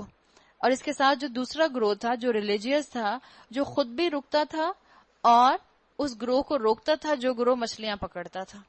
تو اللہ تعالیٰ نے یہاں واضح کر کے بتا دیا کہ کون سا گروہ کامیاب ہوگا. وَإِذْ قَالَتْ أُمَّةٌ مِّنْهُمْ لِمَ تَعِظُونَ قَوْمًا, کیا کہہ رہے ہیں, وہ کہہ رہے ہیں اور انہیں یہ بھی یاد دلاؤ, اور ذرا ان سے اس بستی کا حال پوچھو جو سمندر کے کنارے واقع تھی, اور انہیں یاد دلاؤ وہ واقعہ جہاں سب کے لوگ احکام الہی کی خلاف ورزی کرتے تھے. نہیں یہ والا ہے, اور انہیں یہ بھی یاد دلاؤ کہ جب ان میں سے ایک گروہ نے دوسرے گروہ سے کہا تھا تم ایسے لوگوں کو کیوں نصیحت کرتے ہو جنہیں اللہ ہلاک کرنے والا ہے, یہ تو جہنم میں جانے والے لوگ ہیں, کیوں اپنا وقت ضائع کر رہے ہو, چھوڑ دو ان کو, اپنے عمل کی فکر کرو. اور انہوں نے کہا تھا کہ کیوں تم ان کو تعظون قوما, تم ان کو کیوں واعظ کرتے ہو. عربی زبان میں واعظ آتا ہے واو عین وا, واعظ آتا ہے عربی زبان میں کسی کو بہت ہی سافٹ کائنڈ نصیحت کرنے کے لیے, محبت کے ساتھ کسی کو نصیحت کرنے کے لیے. مثال کے طور پر یہ گروہ جو خود بھی رکتا تھا اور غلط کام کرنے والوں کو بھی روکتا تھا, ایسے نہیں کہتا تھا دیکھو تم گناہ کر رہے ہو, یہ نہ کرو, اللہ تمہیں پکڑ لے گا, اللہ تمہیں سزا دے گا, ایسے نہیں کہتا تھا. واعظ کا مطلب ہوتا ہے کہ سامنے والے کو بات ایسے سمجھانا کہ وہ ڈیفینسو بھی نہ ہو اپنی غلطی کے اوپر اور اس کو بات بھی سمجھ آ جائے. کس طرح سے سمجھانا, مثال کے طور پر ایک انسان کے بارے میں آپ کو پتا ہے کہ گناہ گار ہے, آپ کو پتا ہے دین سے دور ہے, آپ کو پتا ہے نمازیں بھی نہیں پڑھتا, آپ کو پتا ہے روزے بھی نہیں رکھتا, تو اب ایک انداز کیا ہے, کبیرہ گناہ کر رہے ہو تم نماز چھوڑ کے, کبیرہ گناہ کر رہی ہو تم روزہ نہ رکھ کے. ایک انداز یہ ہے. ایک انداز کیا ہے, اس کو اللہ کے بارے میں اتنا بتایا جائے, اللہ کی نعمتوں کے بارے میں اتنا احساس دلایا جائے, اس کے ارد گرد ان نعمتوں کو اتنا زیادہ مینشن کیا جائے کہ اس کا بھی دل کرنے لگ جائے کہ اچھا مجھے چاہیے کہ میں ایسے رب کی عبادت کروں. یہ انداز ہے. تو یہ جو ایک حصہ تھا اس گروہ کا, ریلیجیس گروہ کا, جو خود بھی رکتا تھا دوسروں کو بھی روکتا تھا, وہ ایسے محبت سے روکا کرتا تھا. اور یہ دوسرا گروہ تھا ریلیجیس جو روکتا نہیں تھا, وہ کہتا تھا اللہ تو ان کو ہلاک کرنے والا ہے, او معذبہم عذابا شدیدا, یا تو اللہ ان کو شدید عذاب میں ڈالنے والا ہے. قالو, انہوں نے کہا, یہ کس نے کہا, وہ ریلیجیس گروپ جو رکتا بھی تھا اور روکتا بھی تھا, انہوں نے کہا معذرتن الی ربکم, ہم تو اپنے اللہ کی حضور حجت قائم کرنے کے لیے یہ کام کر رہے ہیں. کیسی حجت؟ مثال کے طور پر پہلا کام, پہلی وجہ تو یہ کہ اللہ نے ہمیں امت وسط بنایا ہے, اور امت وسط کا مطلب کیا ہے, اللہ کے رسول صلی اللہ علیہ وسلم کی حدیث کا مفہوم آتا ہے کہ یہ مسلمان امت ایک جسم کی طرح ہے, جسم کے ایک حصے میں تکلیف ہوتی ہے تو باقی حصے میں درد محسوس ہوتا ہے. تو ہم تو اپنے بھائیوں کو, ہم تو اپنی بہنوں کو گناہ کرنے سے روکیں گے, ہم تو ان کو منع کریں گے, ہم تو ان کو سمجھائیں گے. اور دوسرا کیا, تاکہ قیامت کے دن ہم اللہ سے کہہ سکیں کہ اللہ ہم نے پہنچانے کی کوشش کی تھی, ہم نے نہیں انل منکر کیا تھا. اس کی طرف اشارہ کیا گیا ہے. وَلَعَلَّهُمْ يَتَّقُونَ, اور ہو سکتا ہے کہ وہ تقوی اختیار کریں. کون؟ وہ گروہ جو کہ گناہ کر رہا ہے, جو کہ مچھلیاں پکڑ رہا تھا, ہو سکتا ہے کہ وہ تقوی اختیار کریں. ایک گروہ جو ریلیجیس تھا وہ تو آلریڈی تقوی اختیار کر چکا ہے، اس لیے کہ اس نے روکا بھی اور رکا بھی. جو دوسرا گروہ ریلیجیس تھا لیکن روکتا نہیں تھا، وہ تو دوسرے کے اوپر ٹائٹل لگا کر بیٹھ گیا کہ اس کے اوپر تو عذاب اور سزا آنے والی ہے. یہ جو تیسرا گروہ تھا جو گناہ کرتا تھا، اس کے لیے اس گروہ نے امید کا اظہار کیا، وَلَعَلَّهُمْ يَتَّقُونَ، ہو سکتا ہے یہ توبہ کر لیں، ہو سکتا ہے یہ تقوی اختیار کر لیں، عین ممکن ہے یہ واپس آ جائیں. تم نے کیا ان کا مستقبل دیکھا کہ یہ نہیں پلٹیں گے؟ کیا پتہ یہ اپنے گناہوں پر معافی مانگ لیں. اس کی طرف اشارہ کیا گیا. آخرکار جب وہ ان ہدایات کو بالکل ہی فراموش کر گئے تو انہیں جو نصیحت یاد کرائی گئی تھی، ہم نے ان لوگوں کو ان میں سے بچا لیا جو برائی سے روکتے تھے، اور باقی سب لوگوں کو جو ظالم تھے ان کی نافرمانیوں کے عذاب پر سخت پکڑ لیا. یعنی کیا کیا تھا اللہ تعالیٰ نے؟ صرف اس ایک گروہ کو بچایا جو منع بھی کرتا تھا اور روکتا بھی تھا اور روکتا بھی تھا. پھر جب وہ پوری سرکشی کے ساتھ پورے کام کیے چلے گئے جس سے انہیں روکا گیا تھا، تو ہم نے کہا بندر بن جاؤ ذلیل اور خوار ہو کر. اور یاد کرو جبکہ تمہارے رب نے اعلان کر دیا کہ وہ قیامت تک برابر ایسے لوگ بنی اسرائیل پر مسلط کرتا رہے گا جو ان کو بدترین عذاب دیں گے. ہسٹری بتاتی ہے کہ بنی اسرائیلیوں کے اوپر، جیوز کے اوپر مختلف طرح کے آزمائشیں، مختلف طرح کے ٹرائل، مختلف طرح کے عذاب آتے رہے. آپ ابھی اپنی پچھلی ہسٹری میں دیکھ لیں ہٹلر نے کیا کیا ان کے ساتھ.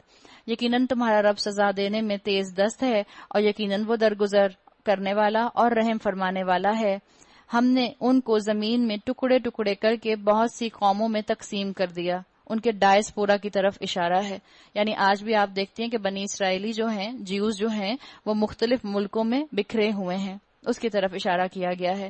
کچھ لوگ ان میں نیک تھے اور کچھ اس سے مختلف، اور ہم ان کو اچھے اور برے حالات سے آزمائش میں مبتلا کرتے رہے، شاید کہ یہ پلٹ آئیں. پھر اگلی نسلوں کے بعد ایسے ناخلف ان کے جانشین ہوئے جو کتاب الہی کے وارث ہو کر اسی دنیا کے فائدے سمیٹتے ہیں اور کہہ دیتے ہیں کہ توقع ہے کہ ہمیں معاف کر دیا جائے گا. وَيَقُولُونَ سَيُغْفَرُ لَنَا، ہمیں عنقریب معاف کر دیا جائے گا. یہ ہے زوال شدہ امت کا نقشہ کہ دنیا ان کے لیے عظیم اور بڑی ہو جاتی ہے اور دین سے وہ موڑ لیتے ہیں. اگر بہت محبت کا دعویٰ کرنے والی آج مسلمان امت ہے اور عمل میں بہت پیچھے ہے تو سمجھ لیں کہ زوال شدہ قوم بنی ہوئی ہے. اور اگر وہی متاع دنیا سامنے آتی ہے تو پھر لپک کر اسے لے لیتے ہیں. کیا ان سے کتاب کا عہد نہیں لیا جا چکا کہ اللہ کے نام پر وہی بات کہیں جو حق ہو، اور یہ خود پڑھ چکے ہیں. اِلَّا الْحَقَّ وَدَرَسُوا مَا فِيهِ، یہ جو خود پڑھ چکے ہیں، انہوں نے خود کتاب کو پڑھا ہے، یہ خود شریعت کو جانتے ہیں، پھر بھی یہ فتویٰ فروشی جو ہے اس میں مصروف ہیں. اپنی کتاب کا علم رکھنے کے باوجود اس کے علم کو چند قیمت پر بیچ دیتے ہیں. جو کتاب میں لکھا ہے یہ اس کو پڑھ چکے ہیں. آخرت کی قیام گاہ تو خدا ترس لوگوں کے لیے ہی بہتر ہے. وَالدَّارُ الْآخِرَةُ خَيْرٌ لِّلَّذِينَ يَتَّقُونَ، کیا تم اتنی سی بات نہیں سمجھتے؟ تو اب فائدہ کن کا ہوگا بتا دیا، جو لوگ کتاب کی پابندی کرتے ہیں اور جنہوں نے نماز قائم کر رکھی ہے. یقیناً ایسے نیک کردار لوگوں کا اجر ہم ضائع نہیں کریں گے. یعنی جنہوں نے پورے دین کو پکڑا ہوا ہے. اور یاد رکھیں پورے دین کو پکڑنے سے اصلاح ہوتی ہے. جو پورا دین پکڑ لیتا ہے اسی کی اصلاح ہوتی ہے. یہاں آیا جو لوگ کتاب کی پابندی کرتے ہیں، یعنی جتنا قرآن کو امپلیمنٹ